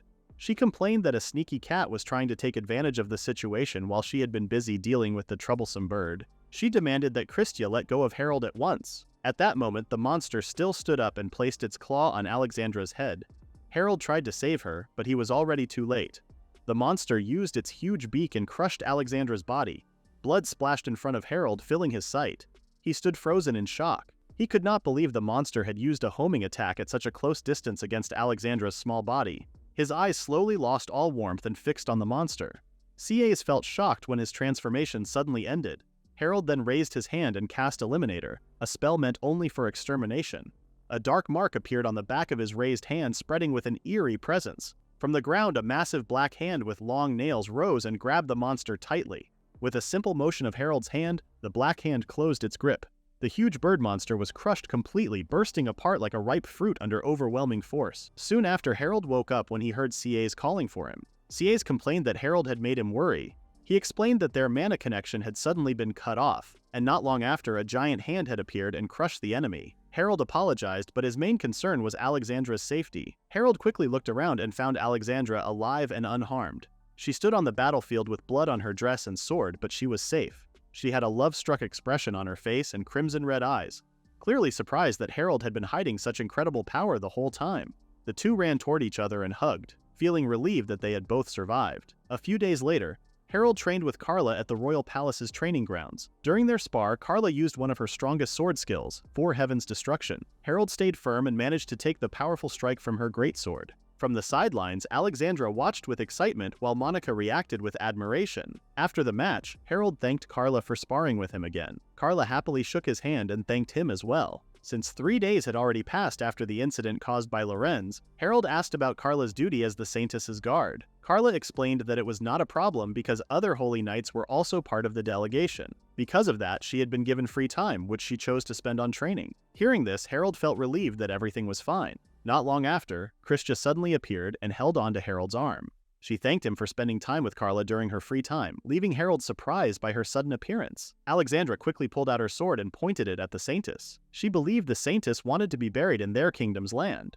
Christia said that would also be acceptable if Harold wanted it. Harold stepped away from Christia and asked why she had come to the training grounds again. Cold sweat ran down his body as he felt the tense and dangerous atmosphere around them. Christia explained that she had received a letter from the Pope about how they would deal with Lorenz. Lorenz was supposed to be taken away first before a full investigation was done. However, after everything that happened, he seemed to be in shock and had started saying strange things to himself. Harold became curious about what Lorenz had said. Christia then repeated his exact words. One of the things Lorenz had said was that things were different from what he had been told. Hearing this made Harold think deeply about the situation. He realized Lorenz likely had not expected Vedrfolnir to be stopped. This meant someone else had probably been guiding Lorenz from behind the scenes. In the game, the entire Saintess incident had been caused by Lorenz alone, or at least that was how the story was originally written. Harold began to wonder which version was actually true. While Harold was lost in thought, Alexandra and Christia continued their silent rivalry over him. Christia then revealed that she had also received an order from the Pope to return to the church. She fidgeted as she admitted she did not really want to leave. Harold, still nervous because of Alexandra's sharp glare, reminded Christia that they would meet again soon if she planned to attend the Royal Academy the following year. Christia happily agreed and expressed her hope that they would meet again on that day. She waved goodbye playfully before leaving. She also made sure to say farewell to Alexandra. Alexandra's glare only became stronger, which made Harold even more uneasy. Before leaving, Christia said she looked forward to the next time they met. Carla also hoped to see Harold again in a year. Alexandra crossed her arms and said that the troublemakers had finally left. Harold gave a dry laugh in response. Alexandra then suggested that they continue all the training they had been putting off. Monica quickly agreed and acted cutely. She complained that Harold had been too focused on Christia and Carla, which made him ignore the rest of them for a long time. She said she had felt lonely because of it. CAs also complained that Harold had not been paying much attention to him lately. Harold was surprised to realize that no one was taking his side. Alexandra then teased Harold and asked if he had finally sorted out his thoughts. Monica joined in and teased him as well. Even after everything that happened, Harold still did not understand why the Eliminator skill had appeared during the fight against Vedrfolnir. It was hard to believe that the Crest of Dehavals, which had seemed useless until then, suddenly developed such a powerful skill. He did not remember seeing anything like it in the game before, which left him confused. After Vedrfolnir was defeated, the crest returned to its original form. Harold tried using it many times after that, but nothing unusual happened. He only ended up awkwardly waving his hand around and feeling foolish. In the end, none of it mattered too much since Alexandra was safe. Earlier, it had looked like she had been crushed, but she had managed to escape at the last second. Harold once again thought of her as an amazing heroine. When Alexandra noticed him staring and asked if something was wrong, Harold simply said it was nothing. Meanwhile, on the ship going back to her country, Christia thought about how much more she still had to learn. As a saintess, she had spent the whole time hiding her true thoughts behind a calm mask, but she never expected someone to see through her so easily. What surprised her even more was that the person who did it was Harold, the prince many people called useless and unfit to rule. Before meeting him, Christia had believed those rumors. From everything she had heard, Harold was said to be a terrible prince with no real ability and someone who only followed Cardus. But after spending time with him, she realized the truth was very different. Harold had carried out his role as host without any mistakes. Christia noticed how many government officials trusted and respected him. When they faced the giant demonic beast, he also showed impressive strength by standing alone against its attacks. She was even more surprised to see how he managed to get close to Carla, someone known for being difficult to deal with. More than anything, Harold had left a strong impression on Christia herself. Thinking about him made her feel shy and flustered. After a while, Carla found Christia outside and reminded her that staying in the cold for too long was not good for her. Christia appreciated the concern and became curious about Carla's opinion of Harold. Carla clearly respected Harold and saw him as someone admirable. Although she knew all the bad rumors about him, she only viewed him as a strong and honorable fighter. She even felt jealous of Alexandra, who was able to spar with him whenever she wanted. Hearing Carla's thoughts amused Christia. She hid her reaction and quietly thought that it would have been nice if she and Carla also had the same chance as Alexandra to spend more time with Harold. After some time, during training as usual, Harold fell to the ground while breathing heavily from exhaustion. He once again felt thankful for the training. He had thought that he became a little stronger after the recent fight, but he realized that was not true at all. Alexandra commented that she still could not fully understand the limits of Harold's talent. She had believed that Harold could no longer improve physically, yet he continued to get stronger. Harold felt happy after hearing the compliment, but he also guessed that he had already reached the limit of his physical ability. Alexandra gently wiped the sweat and dirt from his face. At that moment, Harold realized that the body he possessed was truly meant to be a magic-focused character. He decided to leave that concern for later, since there was also a mysterious skill he still needed to figure out. CAs then returned to his cat form and praised Harold for his hard work. Harold also acknowledged Cass's efforts. He understood that there was no point in worrying too much for now. After all, he had promised that both of them would grow stronger together. Not long after, Monica arrived with a letter from the Holy Kingdom.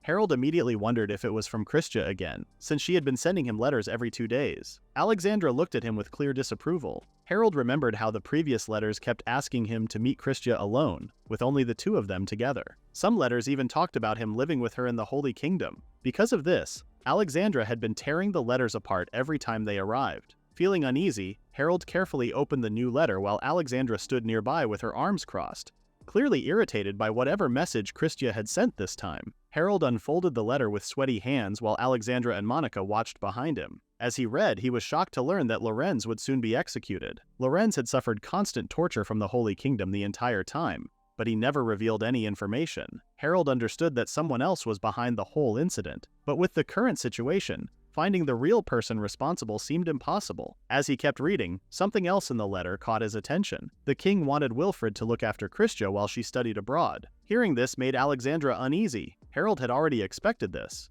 It became clear to him that the king wanted the Holy Kingdom to focus on Wilfred rather than on himself. After the delegates from the Holy Kingdom left, Harold and Wilfred were both praised by their father, the king. However, most of the praise went to Wilfred, even though he had not done much. Harold only seemed included as an afterthought. Minister Olsen, who was also present, tried to recognize Harold's efforts, but his words were mostly ignored. On top of that, a gag order was placed regarding Lorenz and Vedrfolnir. Because of this, The entire incident was treated as if it had never happened. The Holy Kingdom clearly did not want the matter to become public. In a way, this situation also worked in Harold's favor. After thinking about everything, Harold became more certain that the king had been giving Wilfred special treatment for some unknown reason. For now, he decided not to focus on that issue. He stood up and ended training for the day. He needed to prepare because he planned to finally invite Alexandra to share a meal with him. Even such a simple invitation felt difficult for him. He worried that Alexandra might already have plans, or that he might accidentally make things uncomfortable for her. More than anything, he did not want to leave a bad impression. Monica seemed to figure out what Harold was thinking just by looking at him. She had already prepared a meal for both him and Alexandra. At the same time, Alexandra admitted that she was hungry, which gave Harold the perfect chance to join her. Harold quickly accepted the opportunity. Monica looked satisfied with how things turned out. The two then returned inside the palace and enjoyed a table filled with food. Monica served them while quietly watching the pair enjoy their meal together and spend time in each other's company. Just then, someone entered and greeted the two. Alexandra immediately looked annoyed when she saw the visitor. Harold nervously asked why he was in the castle. Wilfred explained that the king had summoned him. Harold assumed Wilfred had already heard about the letter from the Holy Kingdom. Because of that, he told his brother to return to the annex since he no longer had any reason to stay in the castle. Wilfred asked Harold not to be too harsh and suggested that they share a meal together sometime. He even wanted Alexandra to join them. However, Alexandra looked disgusted. She felt ashamed to be called Wilfred's sister-in-law and made it clear that she never wanted to hear him call her that again. Wilfred stayed calm while keeping his personal maid close beside him. He acted like he understood the situation. Harold noticed that Wilfred seemed to be hinting at something. This made him wonder what his brother was really thinking. Wilfred then addressed Alexandra properly by her name and said he hoped they could share a meal another time. Before leaving, he told Harold to stop whatever he was doing. He also reminded Harold to know his place, making it clear that he saw him as nothing more than a stepping stone. At that moment, Harold realized that his brother no longer cared about pretending anymore. After Wilfred left, Alexandra slammed her fist on the table. She looked disgusted, and her eyes turned a deep red as she showed how much she hated Prince Wilfred. Monica quickly warned her, making Alexandra realize how she had acted. Embarrassed, she covered her face and asked Harold if she looked unpleasant. Harold thought this side of Alexandra only appeared during fights. He had not known that her eyes also changed color whenever her emotions became stronger. He wondered if she felt insecure about her crimson eyes. Wanting to comfort her, Harold told Alexandra that her eyes were beautiful. His words surprised her. She quickly stood up from her seat and hugged him. Harold became flustered by the sudden embrace while Alexandra laughed and thanked him. Nearby, Monica and CAs felt happy as they watched the two grow even closer. Harold soon became serious and gently held Alexandra's hand. Looking straight at her, he promised to become stronger. He wanted to prove himself and become powerful enough to never lose anyone important to him again. He wanted the strength to protect the people he cared about most. Alexandra smiled warmly at his words. She held his hand and said she was certain Harold would grow stronger, even stronger than he believed possible. To be honest, Harold had very little confidence when comparing himself to Alexandra's overwhelming strength. Still, what mattered most was that his beloved fiancée believed in him. Because of that, he felt determined to meet and even surpass her expectations. Harold knew it was only a matter of time before Wilfred finally showed his true intentions as the protagonist of the game. He was certain Wilfred would stand in his way, especially now that he had both the king and Cardus supporting him. Even so, Harold no longer cared. He hoped Wilfred was ready because Harold planned to fight back and destroy the future that had already been decided by the game's original story. During tea time, Alexandra complained and asked Harold to stop reading the letter in his hand so they could finally enjoy their tea. Harold apologized and said he was curious about something. The letter came from Christia. She had written about her wish for the Cabotier kingdom and the De Haval's kingdom to restore diplomatic relations. As Monica served cake, she apologized for speaking out of turn but pointed out that the two kingdoms were only in a ceasefire. That was already surprising considering they had been enemies for the past 300 years. Because of that, she believed restoring relations would be nearly impossible. Harold said he already knew that. Even so, Monica questioned what benefit he would gain from fulfilling Christia's request. Harold felt that Monica had a point. Did he really need to go? More importantly, he needed to become stronger before the main story began. He did not have time to worry about problems in other kingdoms. In the end, he agreed with Monica and decided he would politely decline the request. Alexandra was pleased to hear that and suggested they enjoy their tea together. However, at that moment, Minister Olsen rushed into the room and called out to Harold. He said there was something important he needed to discuss with him. Alexandra shot an annoyed look at the old minister for interrupting them. Harold apologized to her and asked her to wait for him. CAs then jumped onto Harold's head and followed him. No matter how much she wanted to, Alexandra could not stop him from leaving the room. Outside the room, Harold asked the old minister what he wanted to discuss. Minister Olsen explained that they had received an official letter from the Kabatier Kingdom. The letter stated that the kingdom wanted to hold talks to improve diplomatic relations with the Dehovolts kingdom. Harold was shocked because he had just read Christia's letter. The minister continued, explaining that the other kingdom believed they could finally reach an agreement after 10 years of ceasefire. Still confused, Harold asked if the letter truly said that. Minister Olsen confirmed that the official seal was genuine, leaving no room for doubt. Harold began to understand the situation, but he wondered what it had to do with him. He also questioned why the minister had come to tell him personally. Then it finally became clear. The minister wanted Harold to take part in the talks. The idea shocked him. He immediately said that would be impossible and suggested asking one of his brothers instead. However, Minister Olsen insisted that Harold was the right person to attend. Harold argued that his involvement would only lead to war. The minister confidently replied that he believed Harold was well suited for such an important responsibility. He had personally seen how Harold carried out his duties as a host. More importantly, Harold had always stood with the ministers. Because of the kind of person Harold was, Olsen believed he could represent the kingdom. Harold questioned whether someone known as the Incompetent Villainous Prince could truly serve as a representative. His reputation was terrible, and he feared he might even reopen problems that had already been settled. Although he felt he might be mistaken, he honestly asked if they were trying to make him king. Minister Olsen fell silent and looked guilty. Harold could not believe it. He declared that the country would fall into ruin if someone like him became king. The minister assured him that he could see the qualities of a wise ruler in Harold. Harold did not believe that at all. He became convinced that the ministers were planning something. He even suspected that Olsen had already joined forces with the Holy Kingdom.